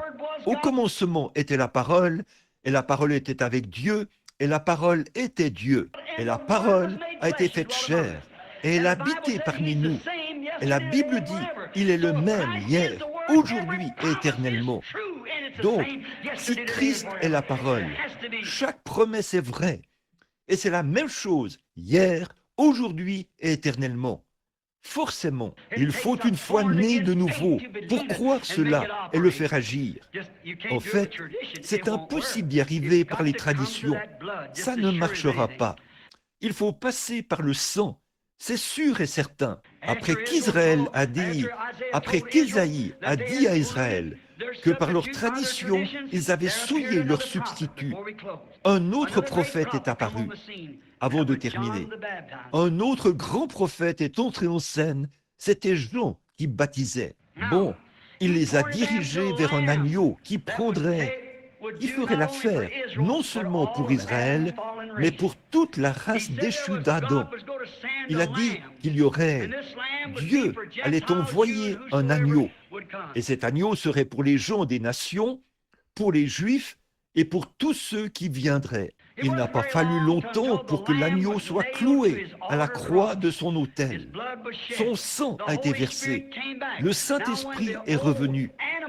Or, quand le vieil animal, l'agneau, mourait, l'esprit de l'animal ne pouvait pas revenir. Alors ce sang n'était appliqué qu'à une seule nation. Mais maintenant, pour toute la race d'Adam, le sang de l'agneau de Dieu a été versé. Le signe est revenu sous la forme du Saint-Esprit pour venir sur l'adorateur. Or, c'est ce que Dieu exige. C'est ce qu'ils ont fait ce jour-là. Et c'est ce qu'ils font aujourd'hui. Maintenant, s'il y en a qui ressentent le poids du péché, si vous savez que vous êtes dans l'erreur, écoutez, le pardon est disponible. Et ce pardon, c'est par l'agneau de Dieu. Croyez-vous cela? C'est par l'agneau, par le sang de l'agneau. Une fois, on m'a raconté une petite histoire. Ça m'a beaucoup aidé. Au début, dans les premiers jours, un garçon avait été enlevé. Je suppose que vous avez tous étudié l'histoire de la Bible, que vous avez tous étudié l'histoire de l'Église. Et donc, je crois que c'était Fox. Non, ce n'était pas ça. C'était les pères de Nicée, ou la vie de Saint Patrick. En fait, Saint Patrick était... Ça, c'est juste un nom qu'on lui avait donné. Il s'appelait Suka. Il avait été enlevé par une bande de pirates et on l'avait engagé comme éleveur de porcs. Et l'histoire raconte que ce gamin avait été enlevé et emmené à bord d'un bateau. Et il s'efforçait de travailler. Et un jour, le vieux capitaine est tombé malade. Il était sur le point de mourir. Ce vieil homme à la barbe grise était tellement malade, là-bas en mer. Il était couché dans sa cabine. Et il a appelé ses matelots, ses hommes d'équipage. Il a dit, quelqu'un parmi vous a-t-il une Bible? Il a dit, quand j'étais tout petit, j'ai été élevé par des chrétiens. Et il a ajouté, je me meurs. Et les gars, je ne veux pas mourir dans cet état. Il a dit, avez-vous la parole de Dieu? Y a-t-il ici parmi vous quelqu'un qui a la parole de Dieu? Finalement, tout au fond du groupe d'hommes, un petit garçon s'est levé et a dit, Monsieur, j'ai une Bible, je suis chrétien, je l'ai toujours avec moi. Il a dit, approche, fiston. Il a dit, tu veux dire que tu as toujours une Bible avec toi? Il a dit, oui. Il a dit, ma mère et mon père étaient chrétiens et j'ai donné ma vie à Christ quand je n'étais qu'un tout petit garçon et j'emporte sa parole avec moi partout où je vais. Il a dit, je la serre contre mon cœur et elle a toujours été dans mon cœur. Il a dit, fiston, lis-moi quelque chose là-dedans avant que je meure. Et le petit garçon a pris Ésaïe 53, 5. Il est écrit, il était blessé pour nos péchés, il était brisé pour notre iniquité. Le châtiment qui nous donne la paix est tombé sur lui. Et c'est par ses meurtrissures que nous sommes guéris. Et quand il a dit ça, le vieux capitaine a dit, peux-tu continuer à lire? Le petit garçon a dit, puis-je faire un commentaire ici? Et le vieux capitaine a répondu au gamin, il a dit, vas-y. Il a dit, ma mère chrétienne, avant qu'on m'enlève d'auprès d'elle, disait, vous savez, elle me lisait régulièrement ce passage de l'Écriture. Savez-vous comment elle le lisait? Et le vieux capitaine a dit, non, fiston, j'aimerais entendre la manière dont ta mère chrétienne le lisait. Elle disait, il a dit, voici comment elle le lisait. Il était blessé pour les péchés de Willie Pruitt. Il était brisé pour l'iniquité de Willie Pruitt. Le châtiment de Willie Pruitt était tombé sur lui. Et c'est par ses meurtrissures que Willie Pruitt a été guéri. Le vieux capitaine a dit, j'aime ça, j'aime ça. Il a dit, oh, si seulement on pouvait y lire mon nom. Il a dit, penses-tu que tu pourrais le faire, fiston? Il a dit, je vais essayer. Il a dit, il était blessé pour les péchés de John Quartz.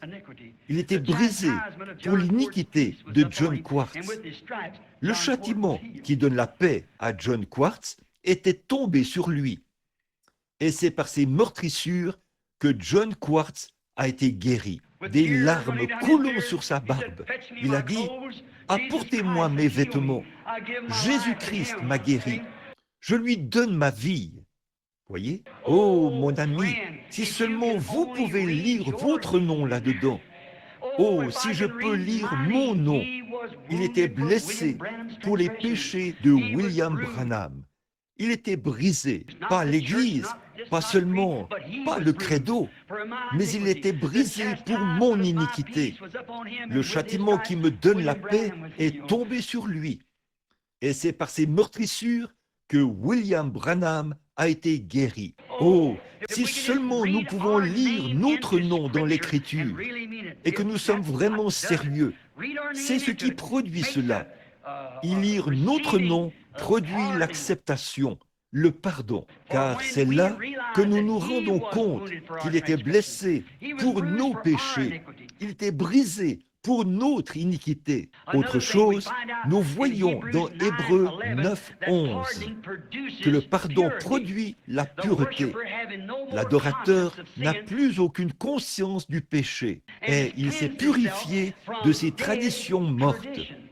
Quand nous venons vraiment sous le sang, nous sommes purifiés des traditions mortes. C'est ce que dit l'Écriture.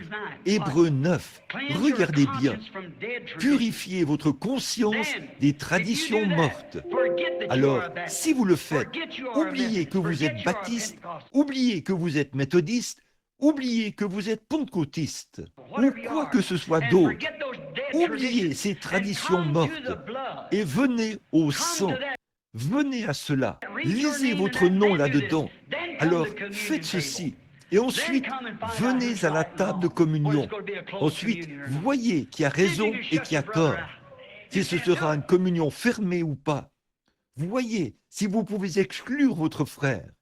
Vous ne le pouvez pas. Vous ne pouvez simplement pas le faire. Il y a quelque chose en vous qui ne vous permet pas de le faire. Il y a vraiment quelque chose, voyez-vous. Votre nom est lu parmi ceux-là et vous ne pouvez pas le faire. Cela vous purifie, cela vous nettoie. Pensons à lui alors que nous nous agenouillons à la croix. Peu importe si on est un prêtre catholique, un presbytérien ou quoi que ce soit d'autre. Que cet homme vienne alors qu'il y lit son nom. Il était blessé pour le péché de ce prêtre-ci. Il était blessé pour ce méthodiste, ce baptiste, ce pentecôtiste. Quoi? Blessé pour nos péchés. Mon nom, votre nom, quoi que vous soyez. Puis, croyons cela. Pas ce que dit le credo, mais ce que dit la parole. Puis, agenouillons-nous ensemble à la croix. Nous sommes frères. Oh oui, les traditions. Nous nous purifions alors de toutes les traditions mortes. Il pourrait y avoir 40 surveillants généraux, y avoir 40 souverains sacrificateurs, y avoir des cardinaux, des évêques, des papes et tout, qui hurlent « Sortez de là, ne vous souillez pas !» Mais vous, frères, vous avez vos bras autour de votre frère. Il y a quelque chose de réel. Vous avez le pardon sous la même expiation qui lui procure à lui aussi le pardon. Vous êtes frères, et cela vous lie plus fortement qu'un frère. Il y a là quelque chose qui vous rapproche si près de Dieu. Et quand vous vous rapprochez de Dieu, vous vous rapprochez l'un de l'autre. Comment pouvez-vous haïr votre frère que vous voyez ou le mépriser et dire que vous aimez Dieu que vous ne voyez pas? Vous devenez un menteur et la vérité n'est pas en vous. Mais quand nous arrivons là où le sang de Jésus-Christ nous purifie de tout péché, alors nous sommes frères. Donc, cela ne fait plus de différence pour nous. Les vieilles étiquettes que nous avons collées sur nous ne signifient plus rien du tout. Je me souviens quand j'ai passé le portail l'autre jour et que je parlais à l'un des frères assis ici, du temps où je faisais le rassemblement du bétail. Quand le bétail passait là-bas, l'inspecteur marquait le bétail au cours du rassemblement du printemps et il regardait attentivement. Jamais il ne... Les bêtes portaient toutes sortes de marques. Mais il ne prêtait pas attention à la marque. Ce qu'il cherchait à voir, c'était l'étiquette du sang. Il fallait que ce soit une Hereford de race pure. Sinon, elle ne pouvait pas entrer dans la forêt d'Arapaho, car l'association Hereford faisait paître à cet endroit-là. Il fallait que ce soit une Hereford de race pure.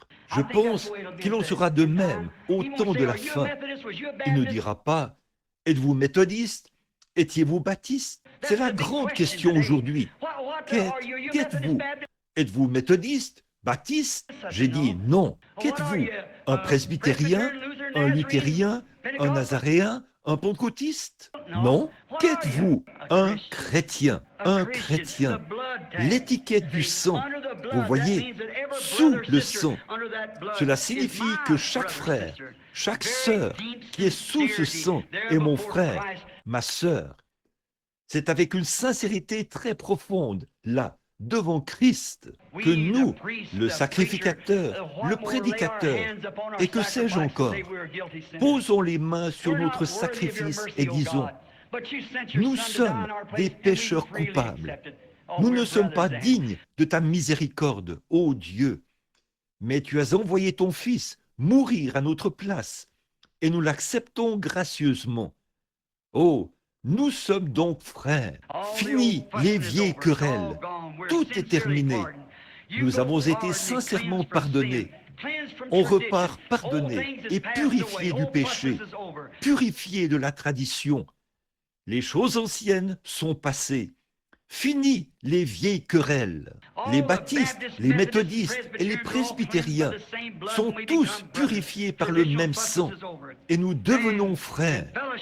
Les querelles traditionnelles sont terminées. Alors on peut avoir la communion fraternelle ici. Et c'est seulement là que nous pouvons avoir la communion fraternelle. J'ai vu des presbytériens se lever lors de ces réunions, des hommes d'affaires du plein évangile, parler en langue et pousser des cris de toute leur force. Des presbytériens parmi les plus remarquables des États-Unis. Jim Brown, combien l'ont déjà rencontré? Un presbytérien remarquable. Il s'est tenu ici, à danser par l'esprit, à parler en langue, et a fait toutes ces choses ici. Pourtant, il est le pasteur de l'une des églises presbytériennes les plus connues des États-Unis. Les luthériens, les méthodistes, les prêtres, tous ensemble. Qu'est-ce que c'est? Ils sont venus sous le sang. Là, pas d'étiquette, pas de barrière dénominationnelle. Nous sommes un. Nous sommes chrétiens. Nous avons des choses en commun. Oui, ici, il n'y a pas longtemps, pour terminer, il y avait un homme et une femme, un mari et sa femme, qui se séparaient. Ils avaient essayé de se réconcilier. Ils étaient allés voir un psychiatre pour voir s'il pouvait les rapprocher afin qu'ils soient en harmonie. Mais ils n'avaient pas réussi. Ils étaient allés rencontrer tous ceux qu'ils pouvaient imaginer, dans le but d'essayer de rester ensemble. Mais ils se disputaient sans cesse. Il y avait toujours des divergences. Ils ne pouvaient tout simplement pas se supporter l'un l'autre, ni supporter la présence de l'un l'autre. Ils se mettaient à se disputer. Alors, ils avaient décidé de divorcer. Donc, ils ont embauché un avocat pour conclure leur divorce. Et il leur a dit, « Eh bien maintenant, avant toute chose, a-t-il dit, nous vendrons la maison. » Et il leur a dit, « Vous feriez mieux d'aller partager vos biens entre vous avant de procéder au divorce et que la maison soit vendue. » Alors, le mari et la femme sont repartis ensemble. Ils sont rentrés chez eux. Ils sont allés au salon. Et elle a dit, « Je prends ceci. » Et il a dit, « Je prends ceci. » Ils se sont mis à se disputer. Ils se sont emportés et ont continué à se comporter ainsi l'un l'autre. Au bout d'un moment, ils se sont dit, « Eh bien, si tu acceptes ceci, je te laisse ceci. » Très bien, ça a duré un moment. Puis, il a fallu aller dans le petit salon et dans différentes pièces, dans la cuisine et dans la chambre à coucher. Ils ont partagé leurs biens. Et enfin, ils se sont souvenus qu'il y avait des choses dans le grenier. Ils sont donc montés au grenier et ont ouvert une vieille malle. Et ils se sont mis à en sortir différentes choses, à dire, « Tu peux prendre ceci et tu peux prendre ceci. » Et finalement, leurs yeux se sont posés sur un certain petit objet et tous les deux l'ont attrapé. Ils se sont regardés. Qu'était-ce? Une petite paire de chaussures blanches qui appartenait à un bébé décédé. Ce bébé faisait partie de tous les deux. Voilà que leurs mains étaient unies comme ça sur la chaussure de ce bébé. En fait, à qui cela appartenait-il? À qui était-ce? Cela leur appartenait à tous les deux. Ils avaient des choses en commun. Au bout d'un moment, alors qu'ils se regardaient l'un l'autre, les larmes se sont mises à couler sur leurs joues. Qu'était-ce? Ils avaient pu se partager tout le reste, mais quand ils sont arrivés là, où ils avaient quelque chose en commun, cet enfant qui était au ciel, alors la dispute était terminée. Quelques instants plus tard, ils étaient dans les bras l'un de l'autre. Le divorce était réglé. La paix régnait. Et frères, permettez-moi de vous dire ceci ce soir. Nous ne voulons pas que vous adhériez à une église, mais je vous demande ceci. Il y a une chose que nous avons en commun, c'est Jésus-Christ. Nous l'avons en commun parmi nous. Nous ne pouvons pas tous être baptistes. Nous ne pouvons pas tous être méthodistes. Nous ne pouvons pas tous être unitaires ou trinitaires ou quoi que ce soit d'autre. Nous ne pouvons pas être cela. Mais il y a une chose que nous avons en commun. C'est l'offre de pardon de Dieu, son Fils, Jésus-Christ. En lui, nous avons toutes choses. Mais c'est la première chose que nous devons accepter. Par la suite, nous pouvons obtenir d'autres choses quand nous acceptons le pardon que Dieu nous a offert. Et ce ne sera pas par notre système d'instruction ou par notre système dénominationnel, mais par le sang de Jésus-Christ. Nous pouvons tous nous rencontrer là, sous la croix, être un et avoir des choses en commun. Croyez-vous cela? Courbons la tête un instant alors que nous prions.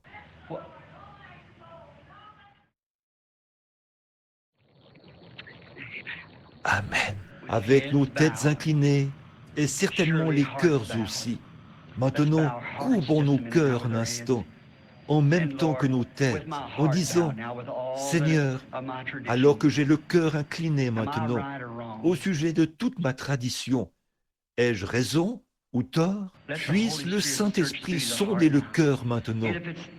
Et si ce n'est pas exactement là où ça devrait être, et que vous aimeriez qu'on pense à vous dans la prière à la fin, que vous savez que nous pourrons tous nous rencontrer sous une seule chose, le sang, l'expiation. Et quand nous faisons cela, alors nous sommes purifiés de toutes les choses du monde. Et si vous aimeriez qu'on se souvienne de vous dans la prière, voulez-vous le faire savoir en levant la main vers Dieu? Disons, sous que Dieu vous bénisse. Oh là là, que demain. Souviens-toi de moi, ô Seigneur. Vous rendez-vous compte que nous n'avons plus beaucoup de jours pour nous promener sur cette terre? Vous dites, eh bien, je suis jeune. Je sais, je ne sais pas, ma sœur, mon frère. Il y aura beaucoup d'adolescents qui mourront ce soir, partout dans le monde, des centaines d'entre eux. Non, tout ce que vous avez, c'est le souffle qui est en vous. Voulez-vous, en ce moment, dire, la main levée, Seigneur Dieu, j'accepte le pardon que tu as offert, le sang de Jésus-Christ. Fais maintenant que le signe de ce sang, le Saint-Esprit, vienne maintenant sur moi. Je n'ai pas reçu le Saint-Esprit, je le sais, et je veux recevoir ce quelque chose qui fera en sorte que je ressente ce dont tu parles, que tous mes péchés sont partis et que le monde, l'amour du monde m'a quitté, que je suis une nouvelle créature. Je veux reconnaître cela dans mon cœur. Et, ô Dieu, je ne lève pas la main vers Frère Branham, mais je la lève vers toi. Et tu connais mon cœur. Que personne ne lève les yeux, que ce soit Dieu lui seul qui voit ceci. Et dites, ô Dieu, je veux le signe, que le sang a été appliqué sur moi. Je le veux. Levez la main pour dire, priez pour moi, Frère Branham. Que le Seigneur vous bénisse. C'est bien. Peu importe ce que vous êtes, méthodiste, baptiste, presbytérien, c'est pour celui qui veut. Maintenant, je ne dis rien contre ces églises. Elles sont très bien. Mais ce que j'essaie de dire, c'est que ça ne vous sauvera pas. Vous voyez, il faut que ce soit le pardon de Dieu, la grâce du pardon. C'est seulement représenté, non pas par une église, mais par le sang de Jésus-Christ. C'est ça, votre substitut. Quand vous pouvez poser les mains sur lui et dire, maintenant, j'accepte ce substitut. Ô Dieu, sois miséricordieux envers moi. Et peut-être qu'il y a ici des membres d'Église qui ont adhéré à l'Église en toute sincérité. Je crois de tout mon cœur que vous y avez adhéré avec sincérité. Mais vous dites, Frère Branham, en réalité, mon cœur n'a pas été purifié de toutes ces traditions et ces choses. Je crois que si quelqu'un parlait contre l'Église même, même si la Bible me disait, même si on me prouvait par la Bible que mon Église est dans l'erreur, je ne l'accepterais quand même pas de tout mon cœur. Je ne le pourrais pas. Pourtant, je veux bien. Priez pour moi. Voulez-vous lever la main pour dire « Priez » ? Je le ferai. Oui, je le ferai certainement. Que Dieu vous bénisse. C'est bien, c'est très bien. Je veux pouvoir accepter tout ce que Dieu a dit, exactement comme il l'a dit dans sa Bible. Et je veux que le sang de Jésus-Christ vienne sur moi. Et si le sang est appliqué, le signe, vous voyez, il y a un signe du sang qui a été donné. C'est le Saint-Esprit.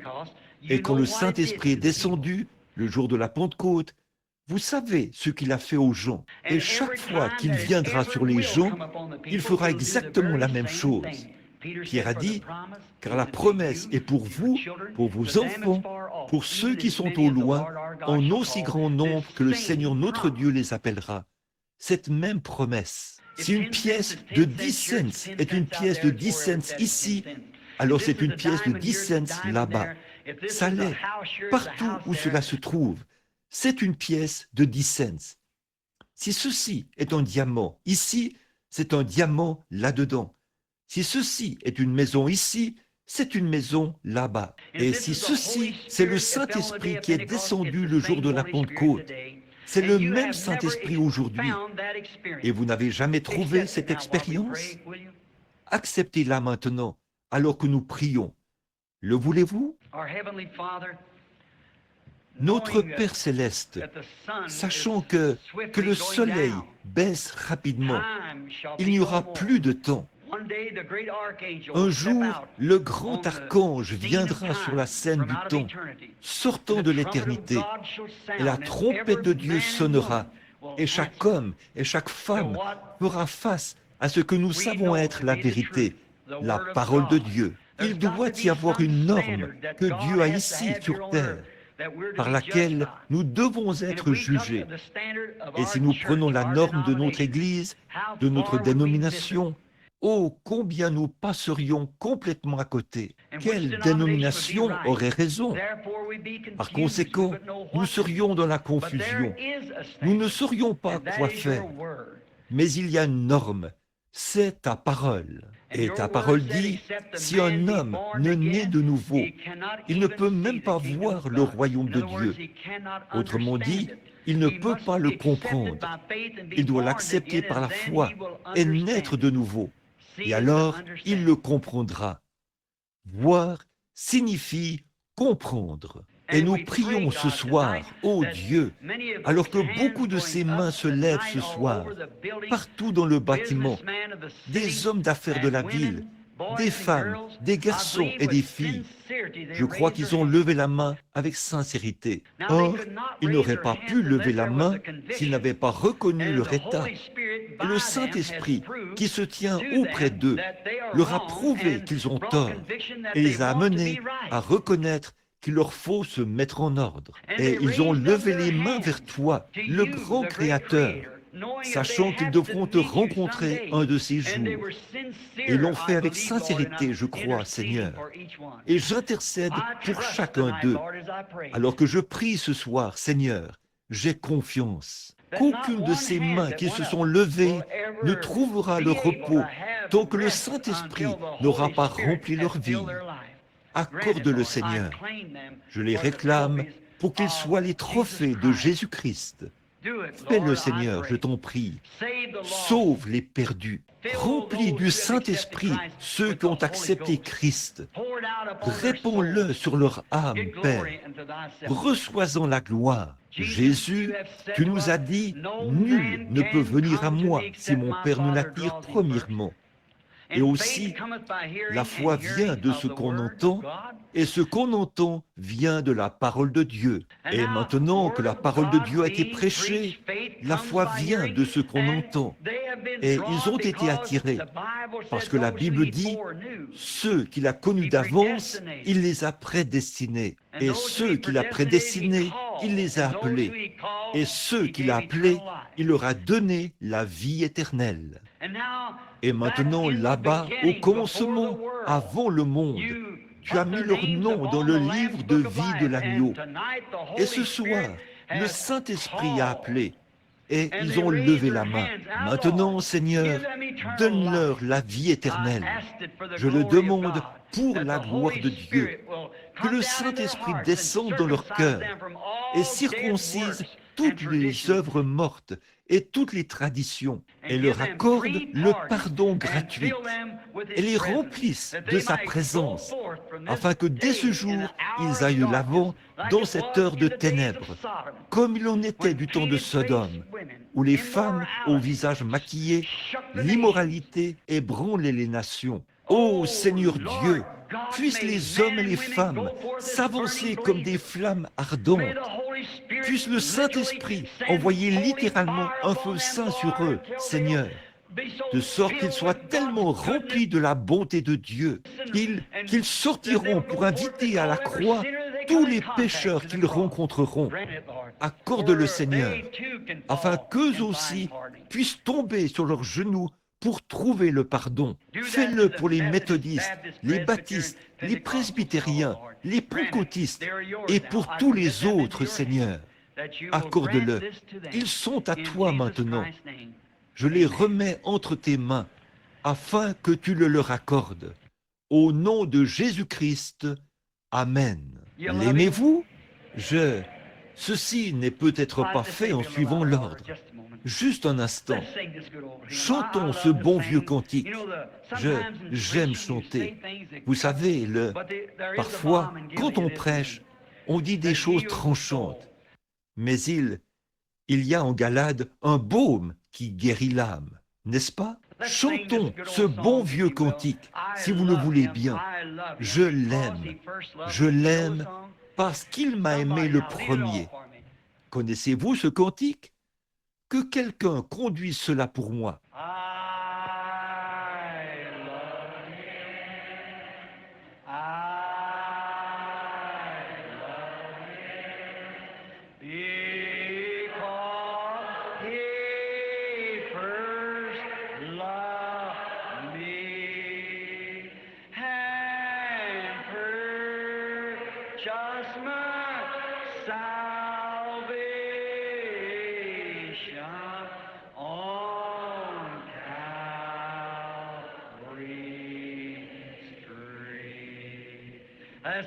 Fredonnons-le.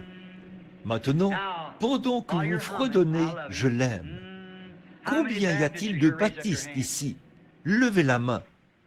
Les presbytériens, les luthériens, les nazaréens, les pèlerins de la sainteté, les pentecôtistes. Voilà. Oh, regardez tout ce monde. Tous ensemble. Que devons-nous faire maintenant que nous sommes venus sous la croix, sous la grâce du pardon? Nous sommes tous pardonnés, non pas par notre Église, mais par le calvaire. Serrons donc la main aux méthodistes, aux baptistes et aux pentecôtistes maintenant, alors que nous chantons de nouveau.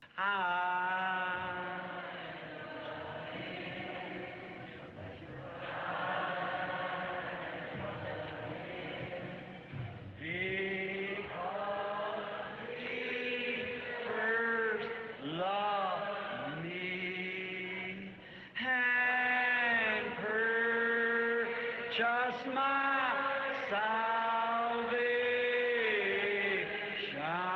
on Calvary. Maintenant, nous allons le chanter de sorte que chacun puisse l'entendre. Maintenant, courbons simplement la tête et levons les deux mains vers Dieu. Et de tout notre cœur, si nous l'aimons, disons-le maintenant.